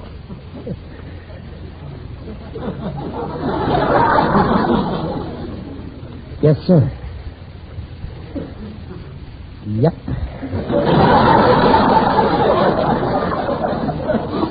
Nothing like a good conversation. That's what I always say. Yes, sir. Yep. Well, I'll be going now, but we must have another talk real soon. Oh, Chester. Oh, now, look, Sissy, there's no sense sitting in your room all day brooding. I can't help it. I keep thinking about Lionel somewhere in the Pacific. Now, Sissy, you've got to forget about him. I can't. Little things keep reminding me of him. Put him out of your mind. Don't think about it. Forget him. I'll try. Come on, now dry your eyes, Sissy. Yeah, that's it. Now, let's see you smile. Yeah. That's better. Now, you see how easy it is to forget? Now, come on in the kitchen and eat something. I'll warm up some soup for you. Your favorite. Navy beans. Listen, don't. I told you got to forget about him. I'm trying to. Yes, I know you are, and I'll help you all I can. Come on, let's see that smile again. No sense crying about it. Oh, you're right. There are other fish in the ocean. Sissy, please, you mustn't carry on like this. I know things look black now, but you know I always say don't give up the ship. Sissy, you've got to stop this. I know it's hard, but you've got to snap out of it. I'll try. You ain't going to do it by sitting in your room all day. What you ought to do is go out and get a job. A job? Well, sure, if you've got a job... Well, I hadn't thought of it, but I suppose I ought to. After all, I don't want to be a burden to you. Well, now, that ain't the point. You see, if you had a job... If I had a job, I could pay your room and board. It's only right. Even if I am your only sister. Look, Sissy, I don't care about the room and board. Oh, sure. It's hard enough for you to feed your wife and children without having an extra mouth to feed. Even if I do eat very little. Sissy, as far as I'm concerned, you can stay here with me free of charge for the rest of your life. That's right. Throw it up to me that I'm going to be an old maid. Now, I didn't say that. You didn't say it, but I know what you're thinking. I'm not thinking. I haven't got a thought in my head. Oh, I don't expect you to think about me. Why should you worry, even if I am your only sister? After all, why should I expect you to understand my problem? You're happily married. I'm not happily married. And you've got two lovely children. They're not my children. I mean, they are my... You've got me all mixed up. I don't know what I'm saying. Look, Sissy, you're not going to be an old maid. You'll get married. Oh, you think so? Well, sure. It's just a matter of time. Why, there must be hundreds of men who jump at the chance to marry you. You just got to wait until Mr. Right comes along. Oh, well, where's my lipstick? Got a girl. Dry your eyes. That's it. Well, stop worrying. After all, you're pretty. You look just like me, and I got married. So you just forget everything that happened. I try. I don't want to hear no more talk about you being a burden. Everything I have is yours, Sissy. Money is no object. To keep you happy, I'll spend money like a drunken sailor. Now, what brought that on? For Pete's sake, stop crying, Sissy. I won't cry. I won't make a scene. I'm not the sort of person who cries on your shoulder. Even if you are my only brother. Sissy, please. I can't stand people who cry. Well, I can't either, so stop. I'm not crying. You stop. I'm not crying. Oh, Cecilia. Oh, Jester. Oh, I know.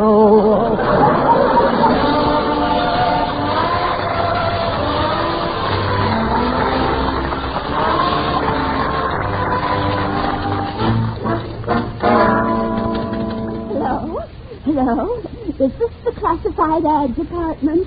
Well, this is Miss Cecilia Riley. I placed an ad yesterday. A situation wanted as a housekeeper. Yes, that's right. Will you check it, please? Hey, anybody home? Hello? Yes, I'm still here. Yes, that's right. The one that says, middle-aged widower preferred. Hi, Sissy. I'd like you to run the ad another 3 days, please. You putting an ad in the paper? Well, what kind of an ad, Sissy? Oh, that would be telling. Well, what's this about a middle-aged widower preferred? Preferred for what? That's my little secret. Well, I don't like secrets. Now, tell me. Well, I'll give you a hint. I may not be a burden to you much longer, Chester. I have my own little plan. What plan? What plan? You see. Well, all right for you. But I never kept secrets from you. When we were kids, I told you everything. I told you how I snuck into Dingle's bakery with a glass tube and sucked all the filling out of the cream puffs. And I told you how I stuck a lighted firecracker in my teacher's bustle. Now you won't tell me nothing. Oh, now you'll find out soon enough. Well, all right, then don't tell me. Goodbye. You don't want to tell me, she don't have to. I don't want to know. I lost interest. Even if she tried to tell me, I wouldn't listen. I don't care. Nothing to me whatsoever. But I ain't resting till I find out. Hey, Riley. Oh, hi, Gillis. What are you sore at, pal? Oh, my sister. Putting some kind of an ad in the paper, and I asked her what kind, and do you know what she said? How should I know? I ain't the kind of a guy who goes around snooping, eavesdropping on his next-door neighbor. Yeah, well, she said it was a secret. Boy, that burned me up. I don't blame you. After all, you told her who put the firecracker in your teacher's bustle.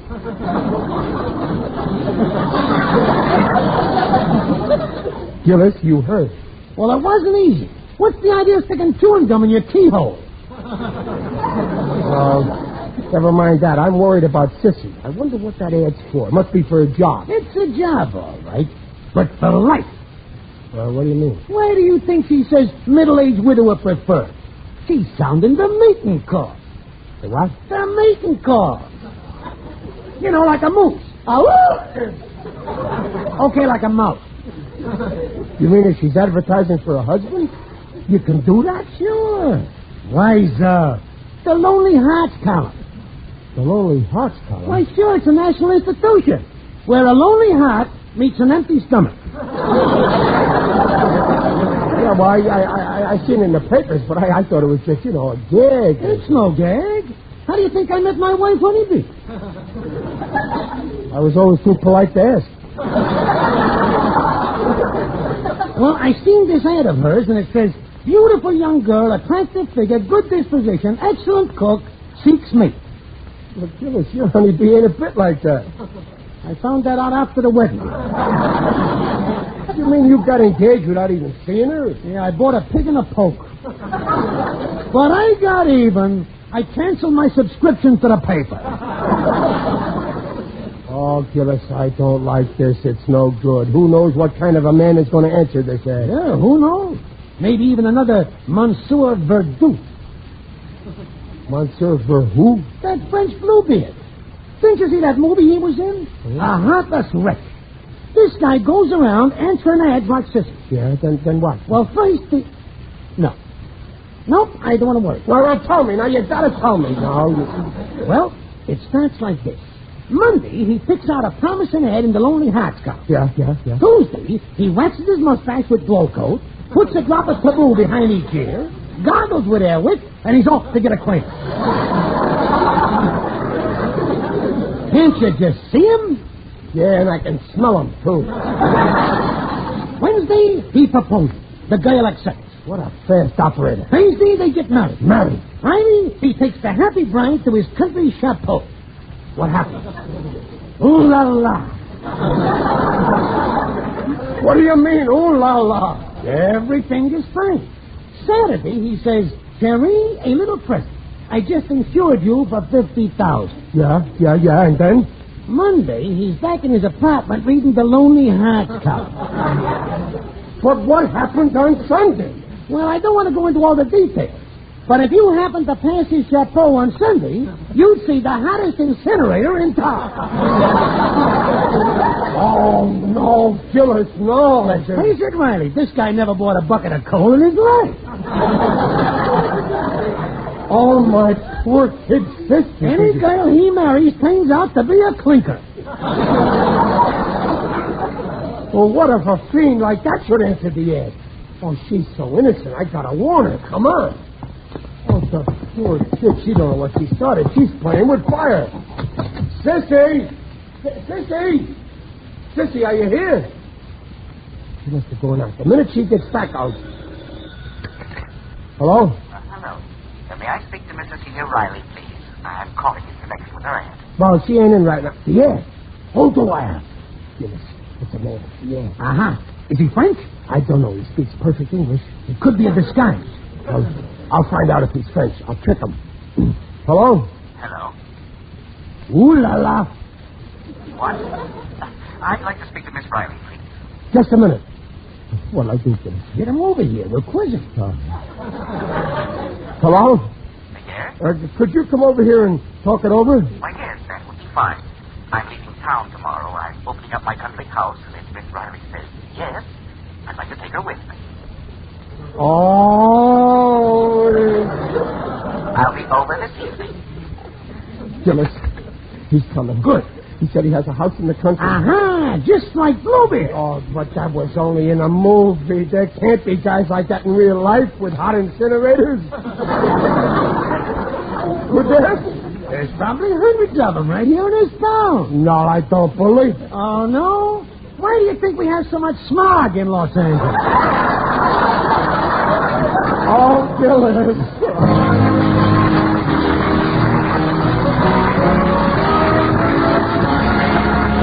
Prell will bring you the second act of The Life of Riley in a moment. For that look of radiance, it's Prell. Yes, for that look of radiance, it's Prell. Procter & Gamble's Radiant Cream Shampoo in the handy tube. Prell gives your hair that radiant air the very first time you use it. That's because Prell is designed to leave hair more gloriously radiant than any soap shampoo. It can't leave a dulling soap film. Instead, Prell brings out all the brilliant natural highlights of your hair. Leaves hair radiantly soft, radiantly smooth. And with Prell, there's no embarrassing dandruff to mar that look of loveliness. Because Prell removes such dandruff in as little as 3 minutes. Doctors' examinations prove it. Yes, with Prell, you can be sure of hair that is radiantly clean, radiantly lovely. Easy to manage, too, because after a Prell shampoo, your hair curls better. It's easier to arrange in your favorite hairdo. So try it your very next shampoo. For that look of radiance, use Prell. L'Oreal Prell shampoo. Get Prell tomorrow. And now back to The Life of Riley with William Bendix as Riley. Oh, you through with the dishes yet, Riley? No, not yet, Peg. What's taking you so long? Watch out! What? You almost dropped that plate. Oh. What are you so nervous about tonight? Well, I got my reasons. I might as well tell you. Listen, Peg. This afternoon, is that the doorbell? No, it's only the good humor man. Oh. Listen, Peg. This afternoon, I found out... Found out what? Sissy's coming. Was that the phone just now? No, the good humor man. Oh, I was expecting a phone call. Are you sure nobody called? No, nobody. Well, if anybody does, I'll be in my room. Alone, as usual.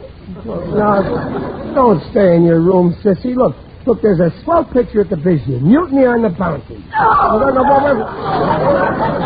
Now, what brought that on? Oh, now look what you've done. Oh, me? Why did you have to go and remind her of Lionel? Never mind that. We've got worse trouble. You know what Sissy went and done? She put an ad in the paper advertising for a husband. She what? Yeah, the Lonely Hearts column. Oh, I don't believe it. Oh, I heard her talking about the ad with my own eyes, and I spoke to the man who answered the ad. What man? The one who wants to marry her. Oh, that's ridiculous. People don't get married by putting ads in the Lonely Hearts column. Oh, no. Ask Gillis how he got stuck with Honeybee. Now, look, Peg, when this guy shows up... He's coming here? Yes, I spoke to him. Well, why didn't you tell Sissy? Oh, no. I got to check on him first. It's my duty to protect my kid sister. Who knows what kind of a beast he is? You know the type. Monday, they're married. Tuesday, they're on the honeymoon. And Wednesday, ooh la la.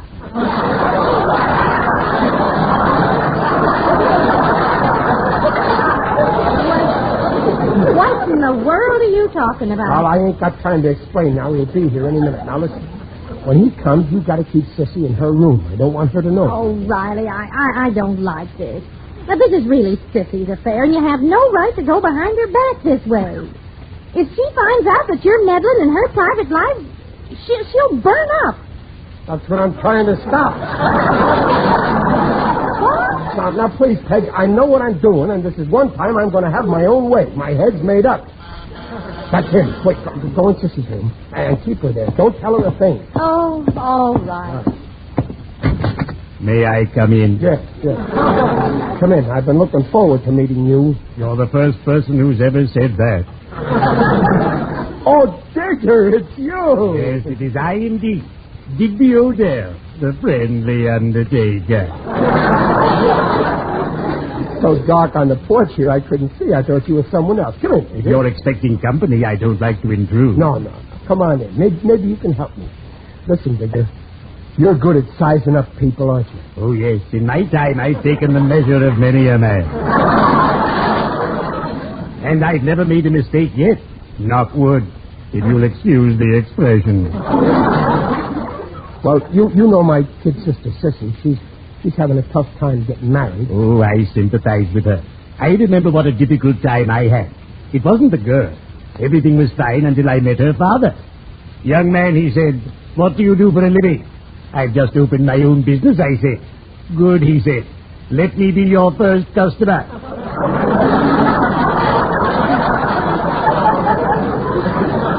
And now he said, let's talk about the wedding. So I said, Dad, if you're going to be my first customer, you won't be at the wedding.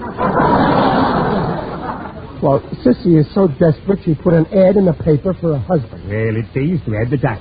I do it every week through my quiz program on the radio. Oh, you have a quiz program? Oh, yes. You've heard of Take It or Leave It? Yeah. My show is called Leave It and We'll Take It.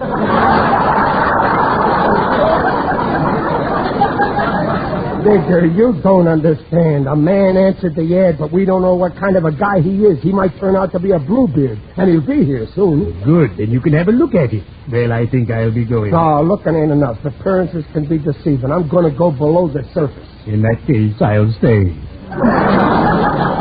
You may need help from an expert. That's him. Let him in and we'll go to work. Yeah, and if he turns out to be a phony, we'll tell him off and lay him out. You tell him off, I'll lay him out. Good evening. My name is George Thorndyke. Is Mrs. C. Riley in? Yes, I'm her brother. Oh, yes, I believe I spoke to you on the phone. Yeah, well, come in. Here, sit down. Oh, no, here, in this chair. Under this light here. Oh. Thank you, sir. Now, if you don't mind, I'd like to meet your sister. First, I want you to meet a friend of mine. Digby Odell is the name, sir. Haven't we met before?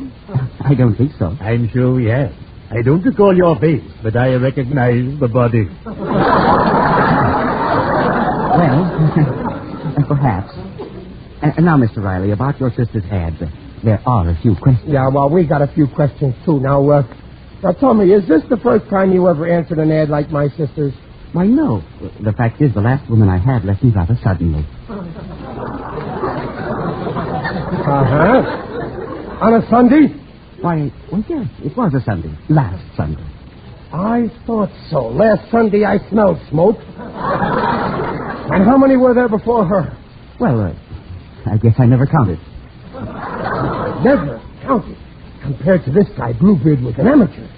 Now, see here, gentlemen, I came here only to see Miss Riley. Yeah, we know that. Just what have you got to offer her? Well, $50 a week, if she works hard. Work?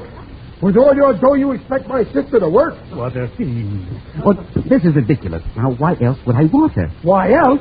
Love. Love? But this is purely business. This man's a monster.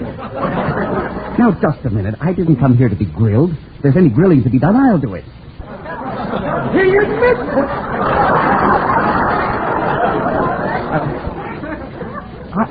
I'm only interested in one thing. Will your sister cook well?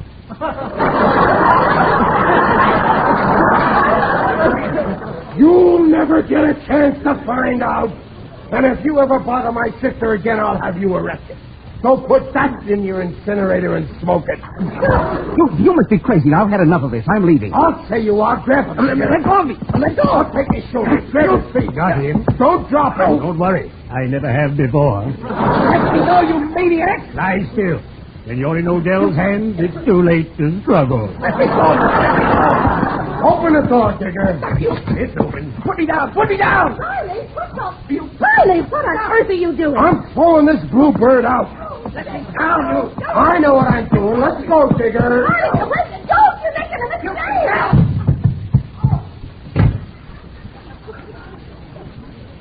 That's the way to handle guys like that. Oh, Jester, what have you done? I've just been protecting you, sis. Don't worry. As long as I'm around, you ain't going to have any of that ooh-la-la. Jester Riley, how could you?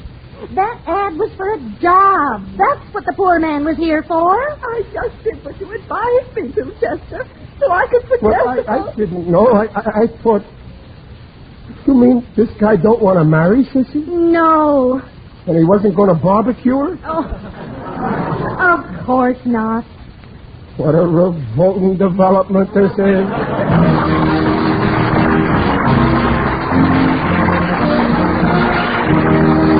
Riley's will return in just a moment.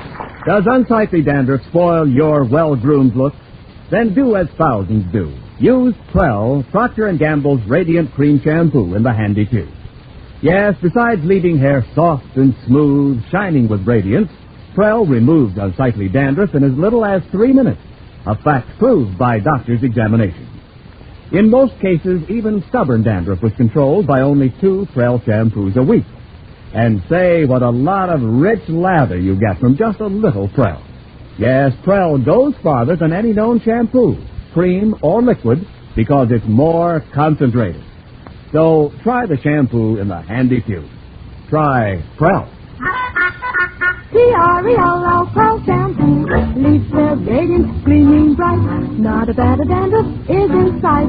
Comes in a tube, handy too. P-R-E-L-L, Prell shampoo. Sissy, darling. What do you want, Chester? Oh, come on, Sissy. Snap out of it. Let's forget what happened in the past. Let's think of the future. And I guarantee from now on, everything is going to be smooth sailing. Oh, it's a losing fight.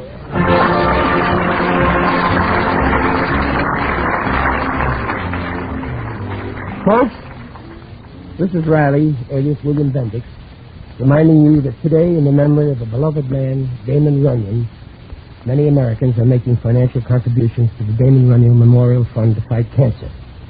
Remember, the check you write may save the life of someone you love.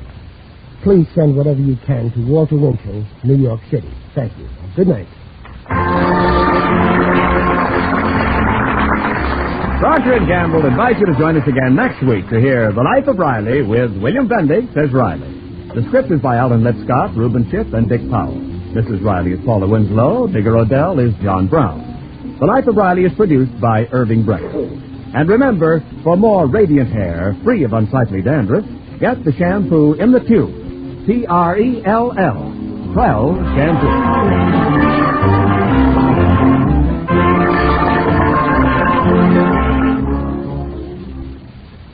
Oh, how I hate to wash this creamy sweater. It's so pretty and soft and woolly. Don't worry, it's safe in snow. Yes, safe in... wonderful Ivory Snow. Lovely sweaters can stay lovely longer with Ivory Snow. Your hands will tell you why. Just wash dishes with Ivory Snow as millions do. When you see how Ivory Snow pampers your hands, you'll know it's extra kind of pretty woolen. Ivory Snow care keeps them fluffy, helps protect washable colors and guard against shrinkage. And remember, Ivory Snow is the only soap both ivory mild and granulated for efficiency. There's no other soap like it. So keep your lovely sweaters lovely longer with wonderful Ivory Snow. This is Ken Niles reminding you to listen again next Friday when Procter & Gamble brings you a full hour of entertainment. First, Red Skelton, and then The Life of Riley. Good night. This is NBC, the National Broadcasting Company.